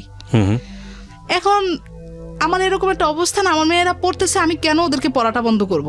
আচ্ছা, আমি আবার অনেকদিন রাগারাগি করে টোরে শেষ পর্যন্ত একটা খারাপ সম্পর্কের মধ্যে দিয়েই আমি আবার ঢাকায় চলে আসি, মানে সমঝোতার মধ্যে না। আচ্ছা, আনবে না, আমি চলে আসবো, এরকম আসলাম। এসে আমি তো স্কুল করতেছি, বাচ্চারা যাচ্ছে। ক্লাস 2 ও 1 পার করলো, 3-তে উঠলো। এবার বাড়ি গেছি, পরে এমন একটা অবস্থা, এখন বাবা মা সম্পূর্ণটাই জেনে গেছে। জেনে যাওয়ার পর বাবা মা আমাকে আর দিবে না। কোন বাবা মা এটা? আমার বাবা মা। হ্যাঁ, দিবে না বলতে আর ঢাকায় আসতে দিবে না। আচ্ছা, ও পড়াইতে চায় না, বাড়িতে থাকো, এখানে সরকারি স্কুলে ভর্তি করে দাও, তুমি একা পারবা না ঢাকা, এরকম যুদ্ধ ঝামেলা করে হয় না, ও কিছু করবে না। তখন পর্যন্ত আপনার হাজবেন্ড বেকার বলতে হালকা পাতলা করে আর কি করে সেই সময়, ওই যে পাসপোর্টের টিকিট, ম্যান পাওয়ারের এই লাইনে। কিন্তু একটা যে আছে যে পেশা হিসেবে নেওয়া, ওরকম কিছু করে না। আর এখন আমি এতটাই ক্ষিপ্ত হয়ে গেছি, আমার টিউশনির টাকাগুলো মাস শেষে ঘর ভাড়া দিতে হয়, মানে ওর সাথে পুরোপুরি তো আর আমি দিই না, ওর সাথে আমাকে শেয়ার করতে হয়, ওইটাতে আমার শেয়ার করতে। সব থেকে বড়টা হলো যে আমি কোনো মাসে টেনশন ছাড়া থাকতে পারি না। আচ্ছা, এইটাই হলো আমার বড় সমস্যা হয়ে দাঁড়াইছে। মেন্টাল অবস্থা এত খারাপ, মানে ঝগড়াঝাটি লেগেই থাকে, এমনকি সে মাঝে মাঝে মারধরও করে। এখানে আমি মিথ্যে বলবো না, আমি একটু সেন্টিমেন্টালি হয়ে যাই কেন জানি, আস্তে আস্তে করে। আমার টাকা পয়সাগুলো আমি জমাবো আমার মেয়েদের জন্য, সেই সংসারটা চালাবে, না হয় আমি কিছুটাই হেল্প করব, তা না, মাঝখান থেকে আবার বলে আমি বাড়ি চলে যাওয়ার জন্য। তার তো ইচ্ছা নেই আমার মেয়েদেরকে পড়াশোনা করানোর মতো। আমি বুঝতে পেরে যাই। মেয়েটা 3 থেকে 2 কমপ্লিট করার পর থেকে প্রতিটা বছর আমার ঝামেলা হচ্ছে। ডিসেম্বরে বাড়ি পাঠায় আর আনবে না। এরই মধ্যে সে একদম বেকার হয়ে যায়। আপনার কেউ কেউ এসে বলে যে ওর বাবা তো দেখছি যে অফিসে গিয়ে পেপার পড়তে পড়তে ঘুমায় যায়, কোনো কিছু তো করতে চায় না। বাসায় আসলে জিজ্ঞেস করে বলে যে আমি কার্য করা উচিত আপনার বাবা মায়ের। না, সাপোর্ট বলতে তুমি চলে আসো। চলে আসো বলতে মানে ওকে ডিভোর্স তুমি, দিতে, হ্যাঁ তুমি আমাদের কাছে থাকো। এই সাপোর্টটা ছিল, মানে ঠিক আছে তাহলে ওকে ছেড়ে দিয়ে তুমি জি, চলে জি, আসো। জি। কিন্তু আপনি তো সেটা করবেন না। না না, আমি সেটা করব না। কেন করবেন না? এখানে করব না। আমি আমার সন্তানদেরকে ঢাকায় রেখে পড়াবো। আমার মতো যেন তারা না হয়, তারা ভালোভাবে পড়াশোনা করবে। মানে আমি আপনাকে যে গ্রামে গেলে- কনজারভেটিভ এনভায়রনমেন্টের মধ্যে বড় করেছে সেরকম যেন তাদের জীবনটা না, না না, হয়। না। Okay fine. এটা। আপনার হাজবেন্ড সম্পর্কে যে ইনফরমেশনটা পেলেন দুপুরবেলা অন্য কারোর সঙ্গে সে আড্ডা দেয়, অন্য ছেলে মানুষের সঙ্গে, কোনো মেয়ে মানুষের সঙ্গে না, বন্ধু বান্ধবদের সঙ্গে। তা এখন আমি দেখে শুনে এবার আমার বাবার সাথে তো এগুলো শেয়ার করতে পারবো না, আম্মার সাথে শেয়ার করলাম। বললাম আম্মা তাকে এইভাবে রাখা যাবে না, বাহিরে পাঠাবো। তো বাহিরে পাঠাবো কিভাবে কি? আমি তো জানি যে ও এই লাইনে আছে, ভালো মন্দ সব ও বুঝবে। আমি বললাম যে এরই মধ্যে আমি যে আমার গলার যে হারটা আমার ছোট খালার কাছে ছিল, সেই গলার হারটা পরবর্তীতে তো জাপান যাওয়া হলো না, ওইটা বিক্রি করে আমি আমার বড় ভাইটাকে দেই, বলে যে আমাকে কিছু একটা করে দে। তো আমার জন্য একটা জায়গা রাখে আমাদের ওইখানে। আচ্ছা আমার ভাগ্যটা এতই ভালো বলবো নাকি, কিছুদিনের মধ্যে জায়গাটার দামটা বেড়ে যায়। আমি বললাম ভাই তুই সাইড থেকে জায়গাটা বিক্রি করে আমাকে একটা ভালো জায়গা, একটা করে একটা জায়গা নিয়ে দে, যাতে আমি একটা বাড়ি টাড়ি তৈরি করতে পারি। তো ওই টাকায় তো আর হবে না, মাত্র 2% জমি, 2% জমি সে আমাদের ওইখানে কিনলো। তো কেনার পরে এই রইল এটুকুই আমার সংসার জীবনের সঞ্চিত টাকা বা যাই বলি সম্পদ। এই তো এর মধ্যে যখন এটা বললো, আমি আম্মাকে বললাম আম্মা ওকে আমি আর টাকা রাখবো না, আমার মান সম্মান কিছুই থাকবে না। বলে আচ্ছা ঠিক আছে। আমার ছোটো ভাইটার সাথে আলাপ টালাপ করে আমার ছোটো ভাইটার দিয়েই আমার আব্বার কাছে চাওয়ালাম। আমি বললাম তুমি সৌদি যাও, যদি সৌদি যাও তাহলে আমি আমার জায়গাটা বিক্রি করে দিব। বললো যে না, সৌদি গিয়ে অত বেশি টাকা পয়সা নাই, আমি মালয়েশিয়া যাব। তখনও আমাদের মধ্যে ঝগড়াঝাটি। আমাকে বাড়িতে পাঠিয়ে দিছে, দিয়ে বলতেছে আমি যাব না, ভিসা হয়ে গেছে, সে যাবে না। এখন বাড়িতে গিয়ে যখন বললাম যে যাবে না সে বিদেশে, বলে যে এটা কেমন কথা, সে যাবে, সব কিছু প্রসেস হয়ে গেল, এখন বলে যে যাবে না। তো তাহলে সে কি করবে? সে তার এক ফ্রেন্ডকে দিয়ে আমাকে খবর দেয় যে আপনি, ওই লোক বলতেছে আমাকে যে আপনি আপনার বাবার বাড়িতে থাকেন, বাচ্চাদের খরচ বাবদ সে মাসে 4,000 টাকা করে দিয়ে দিবে। আচ্ছা, আপনি ঢাকায় আসবেন না, ও ঢাকায় সংসার চালাতে পারবে না। তা আমি বলছি যে ঢাকায় যদি আমি না পড়াই তাহলে আমার 4,000 কেন, 4 টাকাও লাগবে না। কিন্তু প্রসেস হয়ে গেল, সে বাহিরে যাবে না, বলে যে না সে বাহিরে কষ্ট করতে পারবে না, সে যাবে না। পরে আমি এবার চিন্তা করলাম যে এখন আমার বাবা মা কোনোভাবেই আমাকে আর আসতে দিবে না। এবার আমিও কেন জানি চিন্তা করলাম যে আমি ঢাকায় আসবো কিন্তু তার কাছে আসবো না। এবার আমি আমার মেয়েদেরকে নিয়ে শেষ চেষ্টাটা আমি করব, আমি নিজে নিজে কিছু করব, করে যেই কয়দিন পারে চলতে পারলে সর্বশেষ আমি নিজেকে সান্ত্বনা দিতে পারবো যে না আমি আর পারলাম না। কিন্তু যেহেতু সে এই চিন্তা করেই ফেলছে যে সে আমাকে ঢাকায় রাখবে না, বাড়িতে পাঠাবে 4,000 টাকা, সুতরাং আমি তার কাছে আর যাব না। এখন আসতেছি না সেইভাবেই থাকলো। আমার মেয়ের স্কুল খুলে গেছে জানুয়ারির 15 তারিখ, আমি 14 তারিখ রওনা করে 15 তারিখে ঢাকায় চলে আসি। এসে কোথায় উঠবো, কি করব, আমার তো এইভাবে আমি কোনো বাসায় গিয়ে উঠতেও পারি না, আমার একটা অন্যরকম সমস্যা হয়, চাল চলন এটা সেটা। পরে আমি আমার এক হিন্দু কলিগ, তার হাজবেন্ড অন্য জায়গায় থাকে, তার বাসাটা, আমি তার বাসায় উঠলাম। আচ্ছা, এখন যেহেতু সে হিন্দু, আমার একটু নামাজ কালামের অবস্থা লাগে, একটা পরিবেশ লাগে, সে একটা রুম আমাকে একদম টোটালি করে দিছে। এরই মধ্যে আল্লাহর কি হুকুম, আমার বেশ কিছু কলিগরা ছিল আশেপাশে যারা আমাকে খুবই হেল্প করতো। মানে তখনও থাকতো আপনার সঙ্গে নাকি সে থাকতো না আপনার সঙ্গে? কাছাকাছি তো বাসা। পরে তাকে জানানো হলো যে আমি বাসায় এসে আসি। তো সে একদিন আমাকে নিতে আসলো, এসে বেশি একটা সাধলো না, মানে আমাকে বাসায় যেতে হলো না, সোজা কথা। ওকে। এরই মধ্যে যখন দেখলো যে না আমি এরকম চিন্তা ভাবনা করেই ফেলছি, তখন সে আবার আমার ভাইকে ধরে পরে বলতেছে যে আমি এবার মালয়েশিয়া যাব, তুমি আমাকে যাওয়ার প্রসেস, কিন্তু আমাকে জানায় না। তো বাড়িতে গিয়ে থাকলাম 1.5 মাস, ঢাকায় আসলাম 5 দিন। 5 দিনের দিন সন্ধ্যাবেলা আসরের পরে আমার ভাই সহ ও সহ আসলো, এসে বলতেছে যে চলো, ভাই বলতেছে যে চলো বাসায় যেতে হবে। আমি বলছি যে না আমি আর যাবই না, আমি এদিকে ছোট একটা বাসা খুঁজতেছি। আমি স্কুলে বলে দিলাম। ইনকাম কত ছিল মাসে? এই 12-13 হাজার টাকা এরকম। এই 12-13 হাজার টাকা দিয়ে 3 জনের সংসার, মানে যদি আপনার হাজবেন্ডকে বাদ দিই, হ্যাঁ 3 জন, এটা নিয়ে আপনি আলাদা থাকার চিন্তা করছেন। হাজবেন্ড থাকলে হাজবেন্ড সহ এই 12-13 হাজার টাকা দিয়ে আপনার চলতে হতো মাসে। ও দিত, ও কিছু দিত, আমি কিছু দিতাম। তো এবার আমি চিন্তা করলাম আমি 3-4 হাজার টাকার মধ্যে একটা বাসা নিব, এক রুম, খালি কোনো রকম একটু মাথাটা গুজিয়ে থাকবো, আর বাচ্চাগুলোকে আমি শুধু স্কুলে পাঠাবো, আনবো, যে মাসে বেতনটা আসবে বাবা মার কাছ থেকে চেয়ে নিয়ে আসবো। আমার তো একটা ভরসা আছে যে অন্তত আমার বাবা মার কাছে চাইলে আমি কিছু পাবো, এটা আচ্ছা। একটা আমার আছে। যদিও বাবা মা রাগ চায় না আমি ঢাকায় থাকি, কিন্তু তারপরেও। এরপরে 5 দিনের দিন আমার ভাই যখন এসে বললো চলো, তো চিন্তা করলাম কলিগের বাসায় কয়দিন না থাকে, এবার যেহেতু সারতেছে বাসায় যাই। আমি গিয়ে শুধু খাটের কোনায় বসলাম, দেখি আমার হাজব্যান্ড প্যান্ট পরতেছে, তার ফ্লাইট মানে কি বলবো, বলার কিছুই নেই। 1.5-2 মাস তার সাথে আমার কথা কাটাকাটি, ঝগড়াঝাটি, দেখা ফ্লাইট নাই। বলতে আপনি জানলেন ওই সময়টাতে সে মালয়েশিয়া চলে যাচ্ছে? হ্যাঁ, আমি বাসায় গিয়ে শুধু বসলাম, চলে যাচ্ছে, মানে 2টা কথা বলার মতো কোনো উপায় না। খুচরা আপনার কিছু টাকা ছিল, মনে হয় 800-900 টাকা এরকম, সে আমাকে ধরায় দিয়ে চলে গেল। তো ওই মাসের বাসা ভাড়াটাও সে দিছে, দিয়ে তারপরে চলে গেল। আর কিছুই বলতে পারলাম না, বা তার সাথে আমার 2টা কথাও হলো না। এখন চলে যাওয়ার পর তো মানে একটা অস্থিরতা, এতদিন তো রাগারাগি কথা কাটাকাটি যাই হয়েছে, এখন যাওয়ার পরে তো মানে খুব খারাপ লাগতেছে বিষয়টা। বাচ্চাগুলাকে একটু ডেকে 2টা কথা বলতো না, কিন্তু আমার মানে তখন আর কি নিজেকে নিজে প্রশ্ন করতেছি, রাগও আসতেছে ভিতরে। আমি তো জানতাম না সে চলে যাবে, কিন্তু সে তো জানে যে আমি চলে যাব, সে তো আমাকে একটা দিন আগেই ঘরে ডাকতে পারতো। আমি আজকে যেহেতু আসছি, তার আগের দিনও তো আসতাম। পরে চলে গেল, চলে যাওয়ার পরে ওইখানে যাওয়ার পরে মোবাইলে আমার সাথে কথা হলো, শেষ, সব রাগ জিত শেষ। এবার আমি আমার মতো করে থাকতেছি, বলল যে আমি 1 মাসের বেতন পাবো না, তুমি 1 মাস কিভাবে কি করবে তুমি দেখো, আমি কিছু করতে পারবো না। সম্পূর্ণ খরচ আমার ছোট ভাইটার গাড়ে, ও চাল ডাল আনলে আমি রান্না করি, নচেত না, নিজের থেকে কিছুই করতে পারি না, এরকম অবস্থা। আর ও করছে যে থাক গেছি যেহেতু, এখন ভালো কিছু হবে। আব্বা আম্মাও বলতেছে তোমার আর কষ্ট থাকবে না, একটু কষ্ট করো, দেখবে যে তোমার সব সমস্যার সমাধান হয়ে গেছে, ও দেখবা যে এখন সব কিছু ঠিক আছে। এখন গিয়ে 1.5 মাস পরের থেকে সে আমাকে মাসে 13,000 টাকা করে দেয়, 2বারে। 15 দিন পর পর সে আমাকে টাকা দেয়, টোটাল 13,000 টাকা মাসে। আচ্ছা, তো আমার ভাই দেওয়ার পরেও তো আমার ঘর ভাড়াটা কত থেকে যায়। এই এখন বাবা আমার কাছ থেকে টানা শুরু করলাম, আব্বার ঢাকা কাছ শহরে থেকে। বসে? হ্যাঁ, মানে আব্বুর কাছ থেকেও চাই, সেও দেয়, আম্মার কাছ থেকেও। তো পরে এরকম করে করে আসি, আমি কোনো রকম টিকে আসি, আর খালি স্বপ্নই দেখতেছি দিনগুলো অবশেষে ভালো আসবে। এরই মধ্যে গত বছর আমার বড় মেয়েটার খুব অসুস্থ হয়ে যায়, পেটে ব্যথা, হঠাৎ করেই সেন্সলেস হয়ে যায়। পরে ডাক্তার দেখানোর পরে অনেক টাকা খরচ হয়ে গেল, দৌড়াদৌড়ি অনেক হলো, শেষ পর্যন্ত অ্যাপেন্ডিক্স ধরা পড়লো। তো শেষ পর্যন্ত আমি একাই মেয়েটাকে অপারেশন করালাম। এই করে টোরে অপারেশন গেল।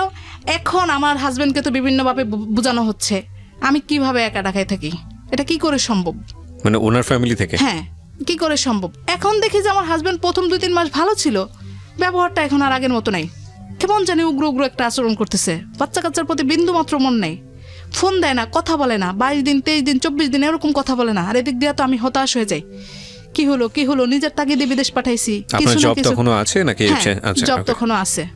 এখন আমি সংসার, অসুস্থ বাচ্চাটাকে নিয়ে, একদিকে আমি চাকরিটা, আমি মানে নিরুপায়, কিছুই করতে পারতেছি না। পরে গত বছর মে মাসে ওর অপারেশনটা হলো, আমি জুন মাসে চাকরিটা ছেড়ে দিই। দিয়ে এখন ডাক্তার বলতেছে যে ওকে 6 মাস বেড রেস্ট, কোনো নড়াচড়া করা যাবে না। এদিক দিয়ে আমি আরেকটু বলি, ও যাওয়ার পরে আমি তো এলাকায় দীর্ঘদিন, তো সবাই মোটামুটি সম্মানের দৃষ্টিতেই দেখে, যেহেতু আমি একজন টিচার মানুষ আর আমি ওইভাবেই থাকি। ও যাওয়ার পরে দেখি যে ওর বন্ধুরা বেশ কিছু লোকজন আমাকে ফোন দেওয়া শুরু করে, ইস্যুটা কি ব্যাপার, আপনার হাজবেন্ড কোথায়, তার কাছে তো টাকা পাবো, হ্যাঁ কাজ ছিল, না বলে কোথায় গেল, এরকম ধরনের কথাবার্তা বলে। সবকিছু হিসাব নিকাশ করে তখন আমি দেখলাম যে না, আমাকে এলাকায় থাকা যাবে না, কারণ হলো আমার বাচ্চাটা অসুস্থ, আমাকে তো এখানে বাসা ভাড়া দিতেই হচ্ছে। আমি বললাম যে না, আমি এবার দেখি বসুন্ধরা ছোট একটা বাসা পাই কিনা। আল্লাহর কি হুকুম, একদম স্কুলের কাছাকাছি আমি 1 রুমের একটা বাসা পেয়ে যাই। 2 বাচ্চাকে নিয়ে আমি উঠলাম। এদিক দিয়ে সে আমার সাথে মোটামুটি যোগাযোগ বন্ধ রাখে, মন চাইলে কথা বলে, মন চাইলে টাকা দেয়, এরকম অবস্থা করে।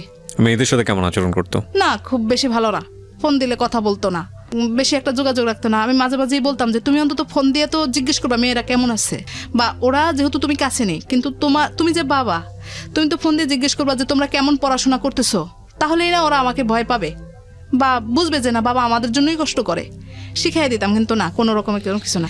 একটা পর্যায়ে সে বলল কি, আমি আর এখানে থাকতে পারতেছি না, বৈধ অবৈধ সব ধরনের লোককে পুলিশ খোঁজাখুঁজি শুরু করে দেয় মালয়েশিয়াতে। হ্যাঁ, খুব খারাপ অবস্থা। আমি বলছি তুমি টিকতে না পারলে চলে আসো, জীবন আগে তারপরে সবকিছু। হ্যাঁ, দেশে গিয়ে কি করব, আমি কি কি করে খাবো, না আসবো না। যখন আমি বলি যে ঠিক আছে তুমি দেখো আর একটু কষ্ট করো, দেখো পরিস্থিতিটা সামাল হবেই, তখন সে বলে কেন থাকতে বলো, কেন তুমি থাকতে বলো, মানে দুই দিকেই আমার সমস্যা। বুঝতে পেরেছি, হ্যাঁ। এদিক দিয়ে পুরা তোলপাড়, আমি কেন ঢাকায় একা থাকি, কি কারণ, কি কাজ, মেয়েদেরকে ভিকারুন্নেসায় পড়াইতে হবে, মেয়েদেরকে ঢাকায় রেখে পড়াইতে হবে, এইরকমই কি একটা, এটা হলো আমার জন্য একটা উসিলা, এরকম তাকে বোঝানো হচ্ছে যে আমি উসিলা করে ঢাকায় থাকতেছি। তো যাই হোক, আমি বসুন্ধরা বাসা নিলাম, 13,000 টাকা পরে আমার বাসা। আমি হিসাব করে দেখলাম আমার 1 টাকা রিক্সা ভাড়া, কোনো খাতে আমার কোনো খরচ হয় না, শুধু বাজারটা করা আর এই বাসা ভাড়াটা দেওয়া। যখন সে আমার সাথে বিক্রয়টা করা শুরু করলো, এখন আমি দেখি চোখে মুখে অন্ধকার। বিক্রয় বলতে টাকা পয়সাটা দেওয়া বন্ধ করে দিছে, বন্ধ এখন সে করে দিল। চলে আসবে। আমি বাসাটাও নিলাম ওইখানে, আব্বা আম্মা আবার হয়তো চলে গেল। এখন দেখি পৃথিবীটা আমার কাছে আর কিছুই নেই, বাবা মা নাই, মানে কিছুই নেই, আমি বলতেও পারতেছি না কাউকে, এরকম একটা দুঃসহ অবস্থা।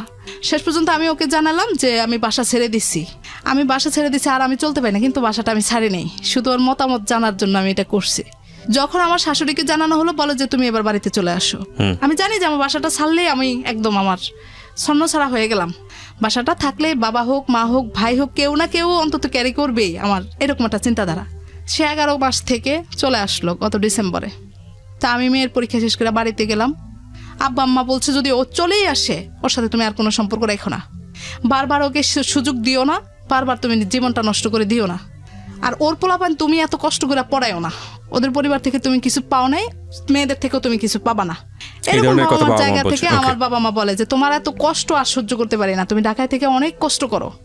তো বিদেশ থাকা অবস্থায় আমার এত কষ্ট হয়েছে যে আমি 3-4 বেলায়, এখন আমার মেয়েদেরকে প্রশ্ন করলে ওরা বলতে পারবে যে 2-3 বেলা আমি মানে ভাতই রান্না করতে পারতাম না, ঘরে চাল থাকতো না। তারপরে কোনো সময় দেখা যেত যে শুকনা কোনো খাবার খেয়ে মেয়েদের নিয়ে শুয়ে থাকতাম। তো মাঝে মাঝে মেয়েদেরকে প্রশ্ন করতাম। একদিন সকালবেলায় স্কুলে যাবে আমার ছোট মেয়ে, তো বলতেছে মা ভাত নাই, কি দিয়ে খাবো? আমি বলি যে করলা ভাজি ছিল, বলছে করলা ভাজি দিয়ে খেয়ে যাও। না মা খাবো না। তা আমি ডেকে বলি যে শুনো, যদি এরকম হয় যে কোনোদিনই স্কুলে যাওয়ার সময় তুমি ভাত খাইতে পারলা না, আবার স্কুল থেকে এসেও দেখলা যে ভাত নাই, একদিন না ধরো অনেক দিন এরকম ঘটনা ঘটলো, তখন তুমি কি করবে? চলো আমরা বাড়িতে চলে যাই, তোমার দাদা বাড়িতে থাকলে তো আর খাওয়া দাওয়ায় কষ্ট হবে না। বলে না মা, কষ্ট করব কিন্তু ঢাকায় থাকবো, মা এখানে পড়াশোনা করব, তো আমাদেরকে ভাত দিও না কিন্তু এখান থেকে নিও না। দুইজনের একই কথা, কোনোভাবেই তারা রাজি না। পরে যাকে এভাবে করে, মানে ওদের উৎসাহটাতেই আমি আরো বেশি উৎসাহিত হচ্ছি। ওরা ছোট মানুষ, ওরা যদি থাকে আমি কেন পারবো না? এরকম করে করে থাকতেছি, খুব কষ্ট। কিন্তু এই কষ্টগুলো আমি আমার হাজব্যান্ডের কাছে প্রকাশই করতে পারলাম না। সে মেনেই নিল না, বলে যে হ্যাঁ আমি টাকা দিছি, 11 মাসে সে আমাকে 1,30,000 টাকা দিছে, সেখানে আমার বাসা ভাড়াটাই ছিল 13,000 টাকা। তারপরে বাচ্চাদের খরচ, আমার 1 বছরে প্রায় অনেক টাকা খরচ হয়। সেই টাকাগুলা বিগত দিনে আমি বেশ ঋণী ছিলাম, অনেক টাকা ঋণ ছিলাম, খুবই কষ্ট, কিন্তু কাউকে বুঝতে দিতাম না। তো এখানে বেশ কিছু মানুষের অবদান আছে। আমার একজন কলিগ আছে বসুন্ধরায়, তার হাজবেন্ড ওসি এখন বর্তমানে, এতটাই হেল্প করতো, মানে দেখা যেত যে দিনের প্রতিদিনই আমার বাসায় তরকারি পাঠিয়ে দিত মেয়েদেরকে, মানে যে সময় যেটা সুযোগ সুবিধা এটা সেটা। আর কিবরিয়া ভাই, আমি আপনাকে একটা কথা বলি, যে সবাই তো শুনতেছে এই জন্য বলতেছি, যে আমার বড় মেয়ে যখন স্কুলে ভর্তি হয়, তখন ভর্তির সময় আপনার প্যাকেজে ড্রেস দেয়, আপনার টোটাল ড্রেসটা প্যাকেজে কিনতে হয়, ওয়ানে যারা ভর্তি হয়। তো ওকে আমি 2 ড্রেস থাকে ওইখানে, 2টা করেই থাকে সব কিছু, তো কিনে দিলাম। আমার মেয়ে কিন্তু জুতাটা তো এখন পরতে পারে না, জুতা আরো অনেক আগেই পা বড় হয়ে গেছে, মোজাটা কিন্তু আজও পরে, সেই 1-এর ক্লাস 1-এর মোজা এখনো পরে। বড় মেয়েকে 1-এ ভর্তি করালাম, ড্রেস দিলাম, এ পর্যন্তই শেষ। আপনার ফিতার আবার যাই বলেন ওই ড্রেসের সাথে ছিল, ওই পর্যন্তই শেষ। ছোট মেয়েটাকে 1-এ ভর্তি করালাম, ওইখানেই শেষ। নতুন করে আর কোনো ড্রেস দিলাম না, কোনো কিছুই দিতে পারলাম না আজও পর্যন্ত। মানে ওরটা ছোট হয় ও পরে, আর ওরটা আমি অন্য কারো কাছ থেকে, যারা ওই যে আমি নিজে তো কারো কাছে বলি না, আমার ওই যে ওই ভাবির কথা আসলো বলে আমি কথাটা বললাম, সে গিয়ে বলে যে ওরকম তো পরাইতে পারতেছে না, এরকম যদি ড্রেস এরকম বাচ্চা দেখা যায় 5 থেকে 6-এ উঠে যায়, তখন আর ফ্রক পরতে পারে না, তো ওই ফ্রকগুলো এনে এইভাবে করে করে আমি চলছি। বিরোধিনী বড় একটা প্রিয় শ্রোতা, বলুন তারপর যেটা হলো, আমি গত ডিসেম্বরে বাড়ি গেলাম মেয়েদের নিয়ে পরীক্ষা শেষ করে। এরই মধ্যে ওর বাবা চলে আসবে। এখন আমার বাবার কথা হলো, ও আসলে আসুক, না আসলে তুমি ওর সাথে কোনো যোগাযোগ, কোনো সম্পর্ক রাখতেই পারবা না, যদি রাখো তাহলে তুমি আমার থেকেও বঞ্চিত, আমিও তোমার কোনো দায়িত্ব গ্রহণ করব না। পড়ে গেলাম একটা মহা বিপদে। যাক, কথাবার্তা বলতেছি, ও আসতেছে ঢাকায় এসে আমি তো আমার বাসায় চাবি দিয়ে তো বাড়িতে চলেই গেছি, চাবি নিয়ে তালা লাগিয়ে। পরে সেদিনই সে বাড়িতে রওনা করলো। পরে রওনা করার পরে আমি এখানে একটা কাজ করলাম কি, যে আমার আব্বু খুবই রাগী, হঠাৎ করে যদি তাকে সামনে দেখে বসে, দেখা গেল যে হুটহাট করে তাকে একটা অপমান করা শুরু করে দিল, যে টাকা পয়সা দিলাম, আমি করলাম, বিভিন্ন ধরনের কথা বলতে পারে। আমি আমার ভাইয়ের বাসায় চলে গেলাম, গিয়ে তাকে ফোন দিলাম যে আমি কিন্তু বাড়িতে নাই। উনি কি তখন দেশে না দেশের বাইরে? এই ঢাকা থেকে যাচ্ছে, দেশের বাইরে থেকে এসে ঢাকা থেকে বাড়ি যাচ্ছে। আচ্ছা। আমি কিন্তু আমার বাবার বাড়িতে নাই, আমি আমার ভাইয়ের বাসায় আছি। আমার উদ্দেশ্যটা হলো এরকম যে ও এসে আমাদের বাড়িতে না যাক, সরাসরি আমার এখানে চলে আসুক। আব্বু যেন ওই মুহূর্তের রাগটা যেন না থাকে, না ইয়ে করতে পারে। আচ্ছা। পরে বলে যে না, তুমি চলে আসো, আমি যাব তোমাদের বাসায়। বলে যে আমরা পরে শেষ পর্যন্ত বলেই ফেললাম। আব্বু কিন্তু অনেক রাগে ক্ষোভে আছে, দেখলে কিন্তু দেখা গেল যে হুটহাট করে কিছু বলে ফেললো, এটা করা যাবে না। পরে তো মনে সবারই খারাপ লাগবে, আমারও খারাপ লাগবে। আমি এখানে আসি, ওইখানে যাওয়ার দরকার নেই। সে কি করলো, ও আমাকে বলতেছে যে মা ফোন করে বলল আমি যেন সরাসরি বাড়িতে চলে যাই, মানে তাদের বাড়িতে। ওকে। আমি বলছি ঠিক আছে, মা যেহেতু বলছে বাড়িতে চলে যাওয়ার জন্য, সুতরাং বাড়িতেই আগে যাওয়া ভালো। বাড়িতে মার সাথে দেখা করে তারপরে আমি এখানে আসি, এখানে আসো, এটা বলছি। ওকে। তো তখন কিন্তু আমার একটু খারাপও লাগছে যে মা কিন্তু বলতে পারতো যে তুমি তোমার ওদেরকে নিয়ে একসাথে, যেহেতু আমাদের বাড়ির ওদিক দিয়ে আগে আসবে, ওদেরকে নিয়ে তুমি আমাদের এদিকে চলে আসো, এরকম আমার একটা মনের মধ্যে তখন খারাপ লাগছিল আর কি। জি। তো তারপর আমি ওইটাই বলছি, তাকে এটাই বলছি যে তুমি মার সাথে দেখা করো, করে আসো। সে কি করলো, মাকে বললো যে হ্যাঁ মা ঠিক আছে, আমি বাড়িতে চলে আসতেছি, এটা বললো মাকে। আর আমি আবার রাতে আমার ভাইয়ের বাসা থেকে চলেই গেলাম। আমি বলছি যে মার সাথে যেহেতু আগে যাবে, সুতরাং আমি বাড়িতে চলেই যাই। গেলাম, সে কি করলো, সকালবেলা ঠিকই আমাদের বাড়িতে আগে চলে আসলো। এখন আমার আব্বু কিন্তু আগে থেকেই বলে রাখছে তুমি কিন্তু ওর সাথে দেখাও করবা না, কথাও বলবা না। আপনাকে বলে রাখছে? হ্যাঁ, আমাকে বলে রাখছে যে যা কিছু করার, যা কিছু বলার আমি বলবো, আমি বলার আগে তুমি ওর সাথে দেখাই করবা না। মানে আব্বু কি ভাবছে আমি জানি না, হয়তো ভাবছে যে দেখা হলে হয়তো আমি দুর্বল হয়ে যাই, বারবারই দুর্বল হয়ে যাই, দেখা না করাই ভালো। এখন আমি আমার আব্বুর কথা রাখতে গিয়ে আমি বাসায় ছিলাম, কিন্তু আমি লুকাই গেছি যে দেখা করব না। পরে যাই হোক, সে আমার আম্মাকে সালাম দিল, কিন্তু আমার আব্বুকে তখনই যদি গিয়ে সে আমার, মানে তখন তারা যেটা পরে প্রকাশ করলো আর কি, যে তোমার বাবার সাথে তো সেই কথা বললো না। আমি সরে যাওয়ার পরে সে হয়তো কষ্ট পাইছে, এটা প্রকাশ করছে পরে, যে তুমি আমার সাথে এতদিন পরে আমি আসলাম, তুমি দেখা করলে না। কিন্তু তাকে আমি বুঝাতেই পারলাম না যে আসলে এটা পরিস্থিতি সামালের জন্য আমাকে করতে হয়েছে ওই মুহূর্তটাতে। আপনার বাবা বলেছেন তাই? হ্যাঁ, বাবার জন্য। নচেত আমি কি এখানে আসলেই কি আর না আসলে যা কথা হয়তো পরে। কতদিন পরে আসলেন বিদেশ থেকে? 11 মাস পরে আসছে। 11 মাস পরে। ওকে। পরে সে কতক্ষণ অপেক্ষা করে চলে গেল। এখন গিয়ে আর কোনো যোগাযোগ করবে না কেন? আমি তার সাথে দেখা করি নাই তার জন্য। এখন আমার আম্মা বলতেছে যে আমি আম্মার সাথে মন খারাপ করতেছি যে আম্মা আমি দেখা করলাম না, এটা কেমন হলো?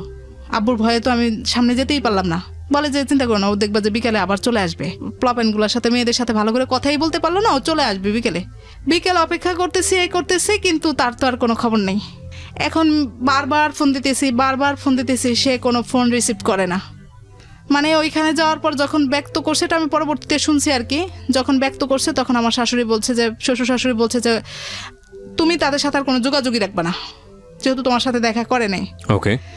পরে এরকম কয়েকদিন পরে মেয়েরা খুবই বাবাকে রিকোয়েস্ট করতেছে, বাবা তুমি আসছো, একটু দেখতে পারলাম না এখনো ভালো করে, তুমি একটু কোলে নিলা না আমাদেরকে, একটু আসো।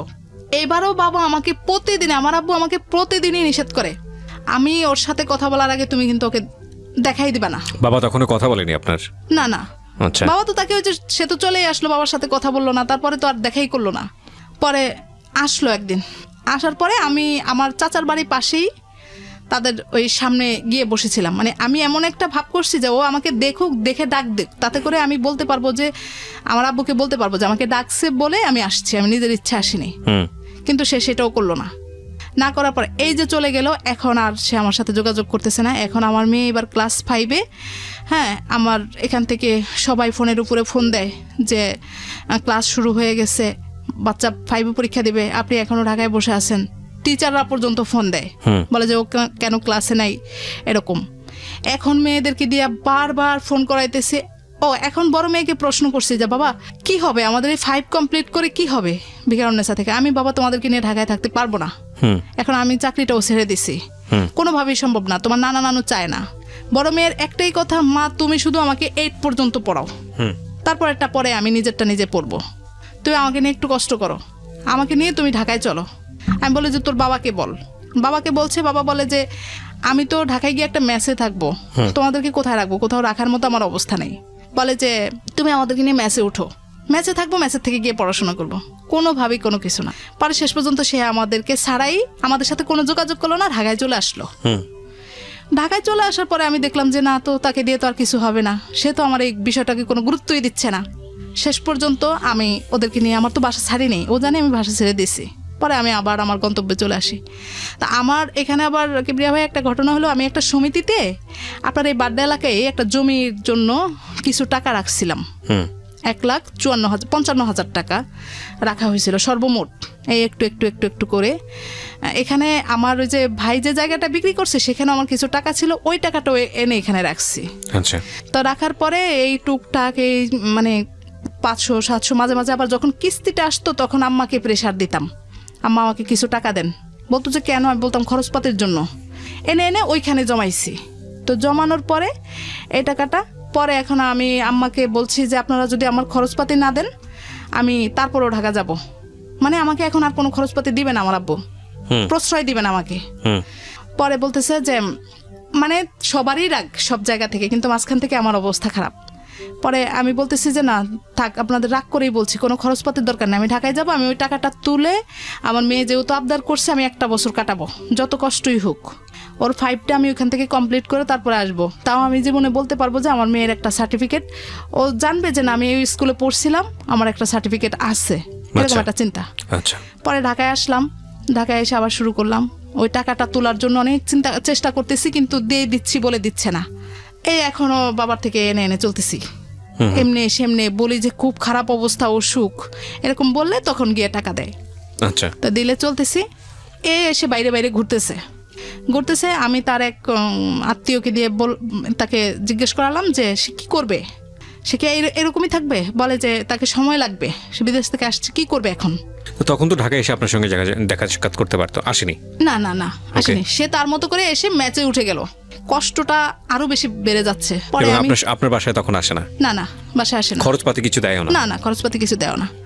যখন আমি ওই সবাই বলতেছে যে তুমি যে বাচ্চা, আপনি যে বাচ্চার কাছে নিয়ে যে কষ্ট করেন, বাবা হিসেবে তো আপনি আইনের সহায়তা নিলেও কিন্তু সে বাচ্চাদের খরচপাতি দিতে হবে, ডেফিনেটলি দিতে হবে। যখন এগুলা বললো তখন আমি চিন্তা করলাম তাকে আগে জিজ্ঞেস করি কাউকে দিয়ে যে সে আসলে কি করবে। বলানোর পরে বললো যে আমাকে সময় দিতে হবে। তো সময় দিতে দিতে প্রায় 1.5 মাস সময় দিয়ে দিলাম। দিয়ে দেওয়ার পরে এইবার আমি বলছি যে আমি আইনের সহায়তা নিব। আমি আর কত সালের দিকে এটা? কত সালের দিকে এটা হলো? এই যে এই জানুয়ারিতে, 2018 সালের। হ্যাঁ 2018 সালের জানুয়ারির কথা বলতেছি। ওকে। পরে আমি জিজ্ঞেস বলতেছি ভাই সে যদি সংসার না করে আমি কিন্তু আইনের সহায়তা নিব। আইনের সহায়তা নিলে আমার বাচ্চাদের খরচপাতি কিন্তু দিতেই হবে। আমি 2-4 জনের সাথে কথা বলছি।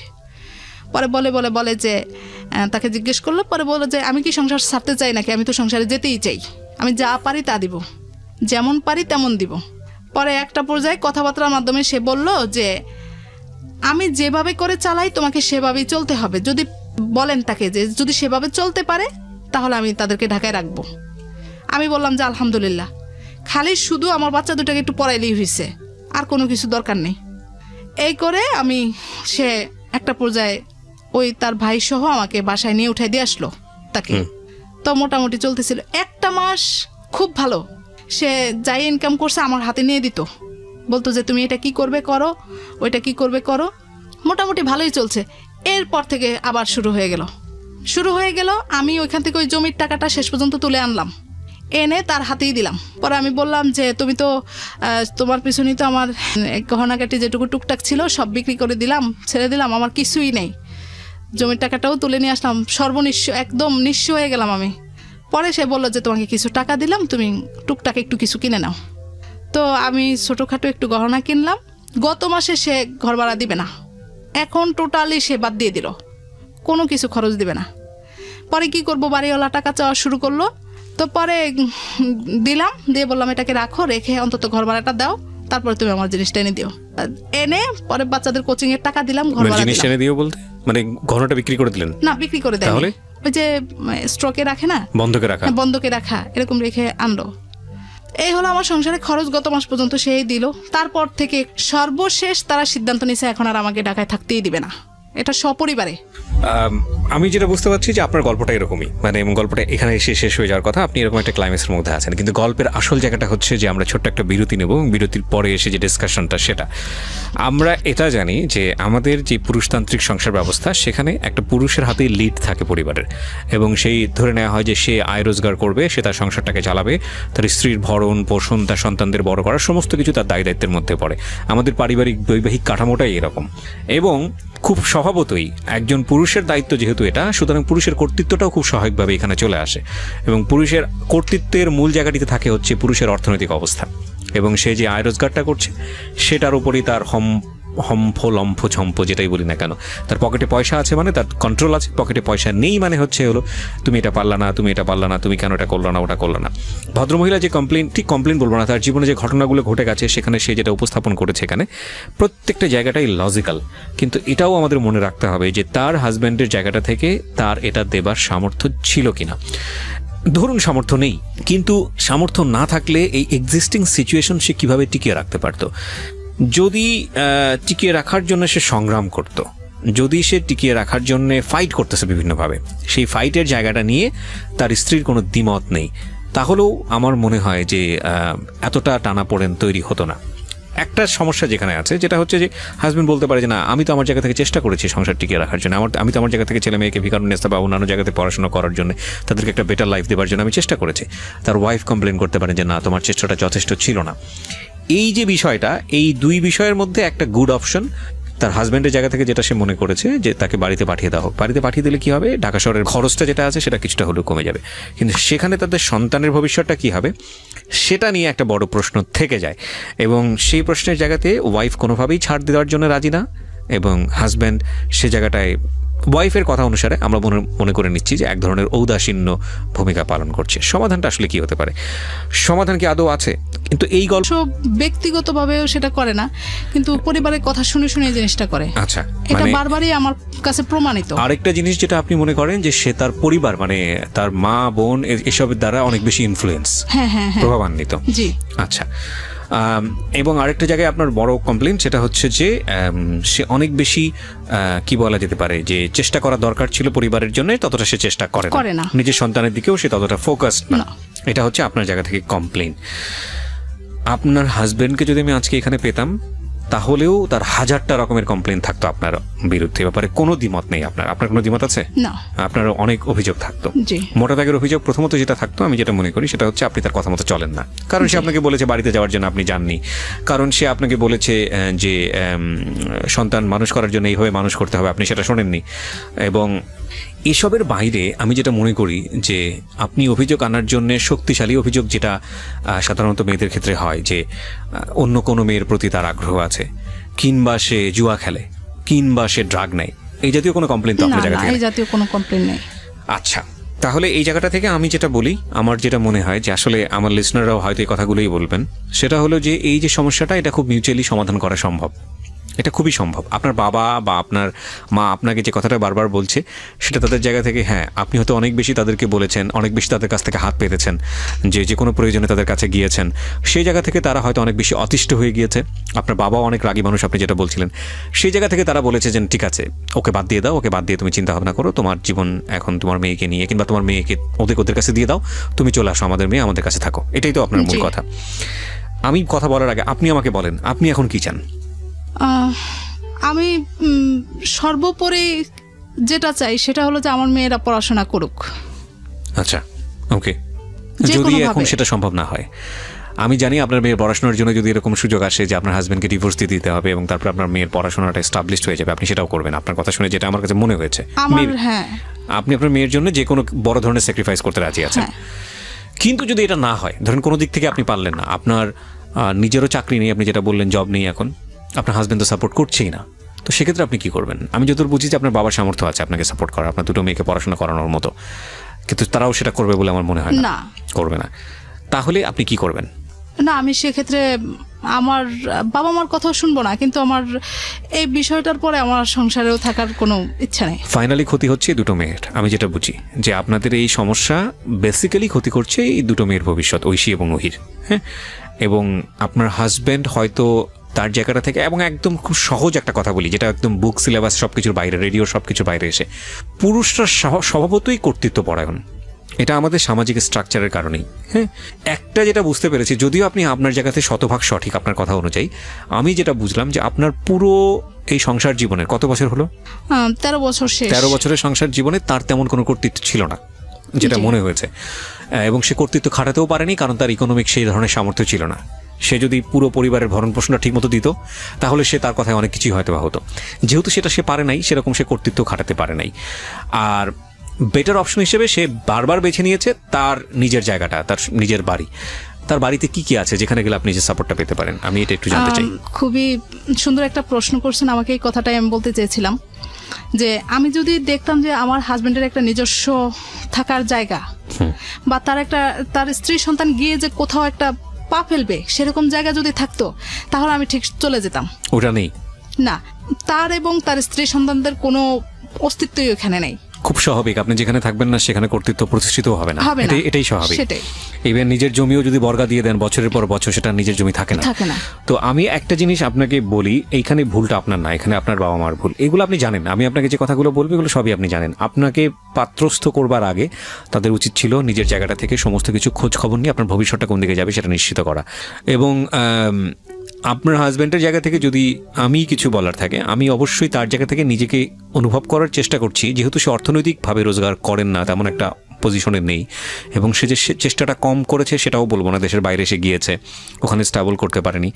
আমাদের সরকারি জবের বাইরে, বিশেষ করে গভর্নমেন্ট জবের বাইরে কেউ যদি বিজনেসের কথা বলেন, বিজনেসের সেক্টরটা হয়তো একটু আলাদা, ম্যাক্সিমামই সেখানে সাকসেস করতে পারেন, বিষয়টা এরকম না। আর বাকি যে টুকটাক জব, এই যে ধরেন এখানে কিছু ওখানে কিছু, কিছুদিন থাকা, এই জবগুলো খুবই আনস্টেবল। এবং এই জবগুলোর ক্ষেত্রে সবাই যে খুব ভালো সাকসেস করতে পারেন বিষয়টা এরকমও না। এরকম হয় যে খুব ভালো একটা অবস্থার মধ্যে ছিলেন, কিন্তু তারপরে দেখা গেলো সে জবলেস অবস্থায় বছরের পর বছর মানুষের কাছে হাত পাততে পাততে লোক সমাজে মানে মুখ দেখানোর অবস্থা নেই, এরকম অবস্থায় মানুষ চলে আসে। আপনার হাজব্যান্ডের ক্ষেত্রে আমি যেটা মনে করি যে হয়তো বা এরকমই হয়েছে, হ্যাঁ, তার লাক ফেভার করেনি। তবে এটা ঠিক, যখন আমি দেখলাম যে সে বিদেশ থেকে এসে আপনার বাড়িতে গেছে এবং যে আপনার সঙ্গে দেখা করতে চেয়েছে, আপনার বাবা সেখানে খুব কড়া ছিলেন যে না, তুমি আমার সাথে কথা না বলে তুমি ওর সাথে দেখা করতে পারবে না, এটা ঠিক হয়নি। এটা ঠিক হয়নি। আমি জানি না যে আমি হয়তো বয়সে তার চেয়ে অনেক বেশি ছোট হব, কারণ বিয়ের পরে আমরা যতটুকু জানি, যেহেতু আপনি তার এখনও স্ত্রী, সুতরাং অধিকার কিন্তু তারই সর্বপ্রথম বেশি ছিল। তো সে আপনার সঙ্গে দেখা করতে গিয়েছে, আপনি বাবার কথা রেখে তার সঙ্গে দেখা করতে পারেননি, সন্তানদের সঙ্গেও তেমনভাবে মিট হয়নি। যে সিচুয়েশনই হোক না কেন, এটা তার ইগোতে লাগবে এবং এটা উচিত হয়নি, আমি যেটা মনে করি। হ্যাঁ, আপনার বাবা হয়তো আপনাদের ভালোর জন্যই বলেছিলেন যে একটা সিদ্ধান্ত, একটা ওস্পার না হওয়া পর্যন্ত আসলে আপনাকে আর ওনার সঙ্গে মিট করতে দেবে না। তো এগুলো আমার মনে হয় যে অনেক সময় আপনাদের সম্পর্ক ভালো রাখার ক্ষেত্রে অনেকটা নেগেটিভ হয়েছে। আপনার বাবা তো মোটামুটি বিজনেসের দিক থেকে প্রতাপশালী, যেটা বুঝি, আয় রোজগার ভালো করেন। তো যেহেতু উনি পাত্রস্থ করেছেন, ওনার তো একটা দায়িত্ব ছিল আপনার হাজব্যান্ডকে যে কোনোভাবে হোক একটা আয় রোজগারের মধ্যে ব্যবস্থা করে দেয়া। ঠিক আছে, বিদেশে গিয়ে পারেননি, পয়সা রোজগার দিয়েছেন, সেটা হয়তো হয়নি, বাংলাদেশে তো একটা ব্যবস্থা করতে পারতো, সেটা কেন করেননি? আমি এখানে একটু বলি যে ও বিদেশ থেকে আসার আগের থেকে তার সাথে আমার সম্পর্কটা ভালো ছিল না। সে এরকম কিছু কথাবার্তা বলছে যে বাংলাদেশে এসে সে আর আমার সাথে দেখাই করবে না। ফাইন, আপনাদের দুজনকে নিয়ে কি আপনার বাবা মা কখনো বসেছে? না, বসেনি। না, এমনি বিভিন্ন সময়ে তাকে বুঝিয়ে শুনিয়ে দিচ্ছে, তার হাতে আমাকে তুলে দিচ্ছে। একটা হচ্ছে আপনি আপনার মতো করে গিয়ে বলতেছেন আপনার বাবা মাকে, আরেকটা হচ্ছে যে সে হয়তো তার মতো করে বলতেছে, কিন্তু আপনারা সামনাসামনি দুইজন বসে যদি তারা গার্জিয়ান হয়, তাহলে আপনাদের বলা উচিত ছিল যে ঠিক আছে, আমি সামনাসামনি বসে তোমার কমপ্লেনগুলো তুমি বলো, তোমার কমপ্লেনগুলো তুমি বলো। এটা এবছর হয় না, কিন্তু তার আগে হয়েছে। কবে হয়েছে এটা? এটা গত আমার মেয়ে যখন ক্লাস 3 থেকে 4 উঠলো তখনও আপনাদের দুজনকে সামনাসামনি বসে আপনার বাবা কথা বলেছে? হ্যাঁ। কি তখনকার রেজাল্ট কি এসছে? তখন বলছে যে আমার বাবা প্রশ্ন করছে যে তুমি যদি আমার মেয়েকে এভাবে করে না করো তাহলে তুমি এখন কি করবে বলো। তখন বলছে যে না, আমি আবার সব ঠিকঠাক করে ফেলবো। ফাইন, তো ঠিক আছে। তো এখন বাবা বলছে যে আমার মেয়েটাকে তোমার হাতে আমি আবারও তুলে দিলাম। এটা সমাধান না, তার কোনো কাজের ব্যবস্থা ছিল সেই মুহূর্তে? না, তখন সে তো আমার আব্বু বলছে যে তুমি যদি কিছু করতে চাও টাকা পয়সা আমি দিব, সেখান থেকেই কিন্তু তার চিন্তাধারা বাহিরে যাবে। আচ্ছা, বাইরে সে ফেল করেছে, তো তাহলে কি বসে থাকবে জীবন? তখন আবার চেষ্টা করতে হবে। না, এখন যেটা হলো, কিছুদিন আগেও আমি তাকে বলছি, তার ইগোটা বেশি, সে ছোটখাটো কিছু করতে পারবে না। আচ্ছা, এই জায়গাটাই হলো আমার এখন আমি যে জিনিসটা বলবো, একটা হচ্ছে আপনার পারিবারিক জায়গা থেকে চেষ্টা করা উচিত ছিল, সেটা আপনারা মনে করছেন যথেষ্ট চেষ্টা করা হয়েছে, আমি মনে করি আরও চেষ্টা করা উচিত। এখন আমি যেটা বলবো, এই ভদ্রলোক, আমি তার নামও জিজ্ঞেস করিনি, আমি পুরো অনুষ্ঠানে তার নাম প্রচারক সেটাও আমি চাই না, কারণ তার সামাজিকতার জায়গা থেকে হয়তো ইগোতে লাগবে। আমি আপনার প্রতি যথেষ্ট রেসপেক্ট রেখে বলি, সম্মান রেখে বলতে চাই, আপনার ঔরস্যজাত 2 সন্তান এবং তারা ভিগারনেসতে পড়াশোনা করে, এটা আপনার প্রাউড করা উচিত, গর্ব করা উচিত। আপনি যে এইখানে থেকে আপনি যদি রেডিও অনুষ্ঠানটা শুনে থাকেন এবং আপনি সেটা করেছেনও, নইলে আপনি প্রথম সন্তান যখন আপনার ভিগারনেসতে চান্স পেল তখন আপনি এতটা খুশি হতেন না। কিন্তু আপনি একটা পুরুষ মানুষ, আপনার 2টো হাত আছে, আপনার 2টো পা আছে, আপনি ঢাকা শহরে একসময় থেকেছেন, এখন থাকে নাকি? এখনো থাকেন, আপনি সঙ্গে আছেন। আপনার ইগোতে আঘাত লাগুক, আমি সেটা চাই না। আমি আপনাকে রেসপেক্ট করে একটা কথা বলি, আপনি যদি শুধু নিয়ত করেন যে না আপনি পারবেন আপনার 2টো সন্তানকে ঠিকমতো মানুষ করতে, হ্যাঁ, এবং আপনি ধর্মকর্ম করা মানুষই হয়তো বা, সেজন্যই বলছি যে সৃষ্টিকর্তা যার উপর খুশি হন তাকে তিনি কন্যা সন্তান দেন। আমাদের তো একটা হাদিসই আছে এরকম, যে সৃষ্টিকর্তা যখন খুশি হন তখন বৃষ্টি দেন, যখন যে বাসায় লোকদের উপরে খুশি হন সে বাসায় তিনি মেহমান পাঠান আল্লাহ, হ্যাঁ, এবং যখন যার উপরে খুশি থাকেন তাকে তিনি কন্যা সন্তান দান করেন। এবং সেখানে বলাও আছে যে কন্যা সন্তানকে যদি আপনি সুন্দর করে মানুষ করে যদি সৎপাত্রস্থ করতে পারেন তো আপনি জান্নাতে যাবেন। তো আপনি এরকম একজন সৌভাগ্যবান মানুষ। ঠিক আছে, ধর্মকর্মের জায়গা থেকে বিষয়টা না হয় এরকম হলো, আপনি যদি র্যাশনাল জায়গা থেকেও আসেন তাহলে দেখবেন যে এই মেয়েরাই আসলে শেষ পর্যন্ত বাবা মাদের খেদমতটা বেশি করে। এটা কিন্তু আমাদের সমাজে একেবারে প্রচলিত এবং এটা স্টাবলিশড। দেখবেন যে ছেলে বড় হয়ে যায়, বড় হয়ে যাওয়ার পরে সে ব্যস্ত হয়ে যায়, সে হয়তো ভরণ পোষণ দেয় সংসারের জন্য, কিন্তু অতটা টেক কেয়ার করতে পারে না। কিন্তু এই মেয়েই আপনার মৃত্যুশয্যায় পাশে গিয়ে থাকে, যখন হয়তো আপনি শয্যাশায়ী হবেন তখন হয়তো দেখা যাবে এই মেয়েই আপনাকে টানা হেঁচড়া করছে, আপনার ছেলের সময় নেই। তো আপনি যদি প্রপার, আমরা আসলে সেই যুগে বসবাস করি না যে আসলে মেয়েকে দেখা, মেয়েকে মেয়ের মতো করে দেখা, ছেলেকে ছেলের মতো করে দেখা, আমরা আসলে সেই যুগে আর বসবাস করি না। একটা মেয়েকে যদি সঠিকভাবে বড় করা যায় তাহলে সে 1000টা ছেলের চেয়েও শক্তিশালী হতে পারে, এটা আমাদের সমাজেই সম্ভব।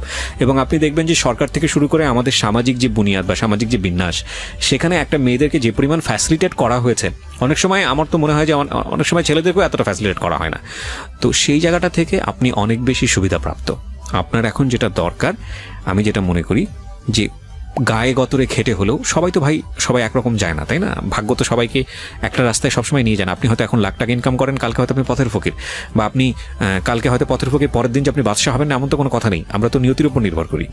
কিন্তু সব জায়গাতেই আমাদের যে জিনিসটা ঠিক রাখা উচিত সেটা হচ্ছে রেসপন্সিবিলিটি, দায়িত্ববোধ। আপনি যদি আপনার পরিবারের প্রতি কিছু করতে নাই পারেন, আপনি অন্তত তাদের পাশে থেকে ওই আর্টসটা বোঝাতে যদি সমর্থ হতেন যে মা আমার ইচ্ছা আছে, আপনার সন্তানদেরকে যদি আপনার এতটুকু বোঝানোর সামর্থ্য থাকতো, বা আপনার স্ত্রীকে যদি এতটুকু বোঝানোর সামর্থ্য থাকতো যে আমার ইচ্ছা আছে, আমি খুব টেন্স, আমি যে ভরণ পোষণ দিতে পারি না, আমার খুব কষ্ট হয়, আমি কোনো অল্টারনেটিভ অপশন খুঁজতেছি না, আমি চাচ্ছি তোমরা ঢাকাতেই থাকো, যেভাবেই হোক গায়ে গতরে খেটে হলেও আমি একটা পরিশ্রম করে তোমাদেরকে একটা জায়গায় পৌঁছাতে চেষ্টা করতেছি, তাহলে আজকে সংসারের অবস্থাটা এরকম হতো না। আপনি 2 পয়সা রোজগার না করলেও সংসারের অবস্থাটা এরকম হতো না। যেহেতু আপনার এগেইনস্টে অনেক বড় কমপ্লেন দাঁড়িয়ে গেছে, যে সেটা আপনার স্ত্রীর জায়গা থেকে, সুতরাং আসলে সমস্যাটা সেখানেই তৈরি হয়েছে। আমি মনে করি আপনি আর অপশনের দিকে না গিয়ে আপনার বরং চেষ্টা করা উচিত, আপনার মেয়ে দুটো অনেক ছোট আছে, যে যেভাবেই হোক না কেন এদেরকে ভিকারুনের সাথে পড়াবেন, যেভাবেই হোক না কেন আপনি এদের একটা ভবিষ্যৎ নিশ্চিত করে দেবেন। এবং একটা ছেলের পক্ষে 2টো সন্তান মানুষ করা আমাদের এই ঢাকা শহরে খুব বেশি কঠিন কিছু না। হ্যাঁ, আপনি যদি চেষ্টা করেন তো আপনি পারবেন। আপনার হাজব্যান্ড লেখাপড়া করেছে? হ্যাঁ, বিএ পাস। কিবরিয়া ভাই, আমি এখানে একটু কথা বলি। শেষ, হ্যাঁ, আপনার কথা দিয়ে অনুষ্ঠানটা শেষ করবো। জি বলুন। এখানে হলো কি, আমার হাজব্যান্ড একটু সহজ সরল মানুষ, মনের দিক থেকে কিন্তু ভালো না। আপনি তার খারাপ কিছু বলেন না আমাদের পুরো অনুষ্ঠানে, কিন্তু এখন আমি দেখতেছি তার মেন্টালিটিটা আসলেই খারাপ হয়ে গেছে। এগুলা কিন্তু সে নিজের থেকে করছে না, এটাও কিন্তু আমি বুঝি, আমি তার সাথে দীর্ঘদিন ছিলাম। এখানে আমি আপনাকে একটা কথা বলি, সেটা হচ্ছে কি, মানে আমাদের সোসাইটিতে, পরিবারই মেয়েদের একটা কমন কমপ্লেইন থাকে। কমপ্লেইনটা হচ্ছে হাজবেন্ড নিজের সংসার দেখে না, তার বাবা মা তার বোনদের বেশি টেক কেয়ার করে। আপনি করেন না হয়তো বা, কিন্তু কমন একটা কমপ্লেইন থাকে। এই কমন কমপ্লেইনটা যে মানে কোনো ঘটনার প্রেক্ষাপটে আসে তা কিন্তু না, এটা মানে সংসারে আসার পর থেকেই এই জিনিসটা মেয়েদের মধ্যে চলে আসে। কেন জানি আসে ঠিক জানি না, হয়তো ইনহেরিটেড, কিন্তু এই কমপ্লেইনটা করা উচিত না। উচিত না এই কারণে আপনি যে একটু আগে বললেন যে আপনার হাজব্যান্ড তার বোনের কথা দ্বারা অনেক বেশি ইনফ্লুয়েন্স বা তার মায়ের কথা দ্বারা অনেক বেশি ইনফ্লুয়েন্স, যদি ইনফ্লুয়েন্স হয়েও থাকে তবুও আপনার বলা উচিত না। বলা উচিত না এই কারণে যে সে কোথায় বড় হয়েছে তার মারপেটে এসছে এগুলো আমি বলবো না, বরং বলা উচিত না এই কারণে যে এতে করে আপনার সমস্যাটার সমাধান হবে না, এটা বরং আরও জটিল আকার ধারণ করবে। আপনি কখনোই মানে যদি সমাধান চান তাহলে আমি বলবো যে কখনোই হোস্টিলিটি সম্পর্ক গ্রো করে যেটার দ্বারা আপনার হাজব্যান্ড তার পরিবার কিংবা আপনার সঙ্গে একটা দূরত্ব বা একটা শত্রুতা সম্পর্ক তৈরি হয় যে ধরনের কথার দ্বারা বা অ্যাক্টিভিটির দ্বারা, সেই ধরনের সম্পর্ক তৈরি করে একটা সাময়িক সমাধান পেলেও হয়তো বা পেতে পারেন, কিন্তু এটা দ্বারা আপনি চিরস্থায়ী কোনো ভালো সম্পর্কের মধ্যে থাকতে পারবেন না।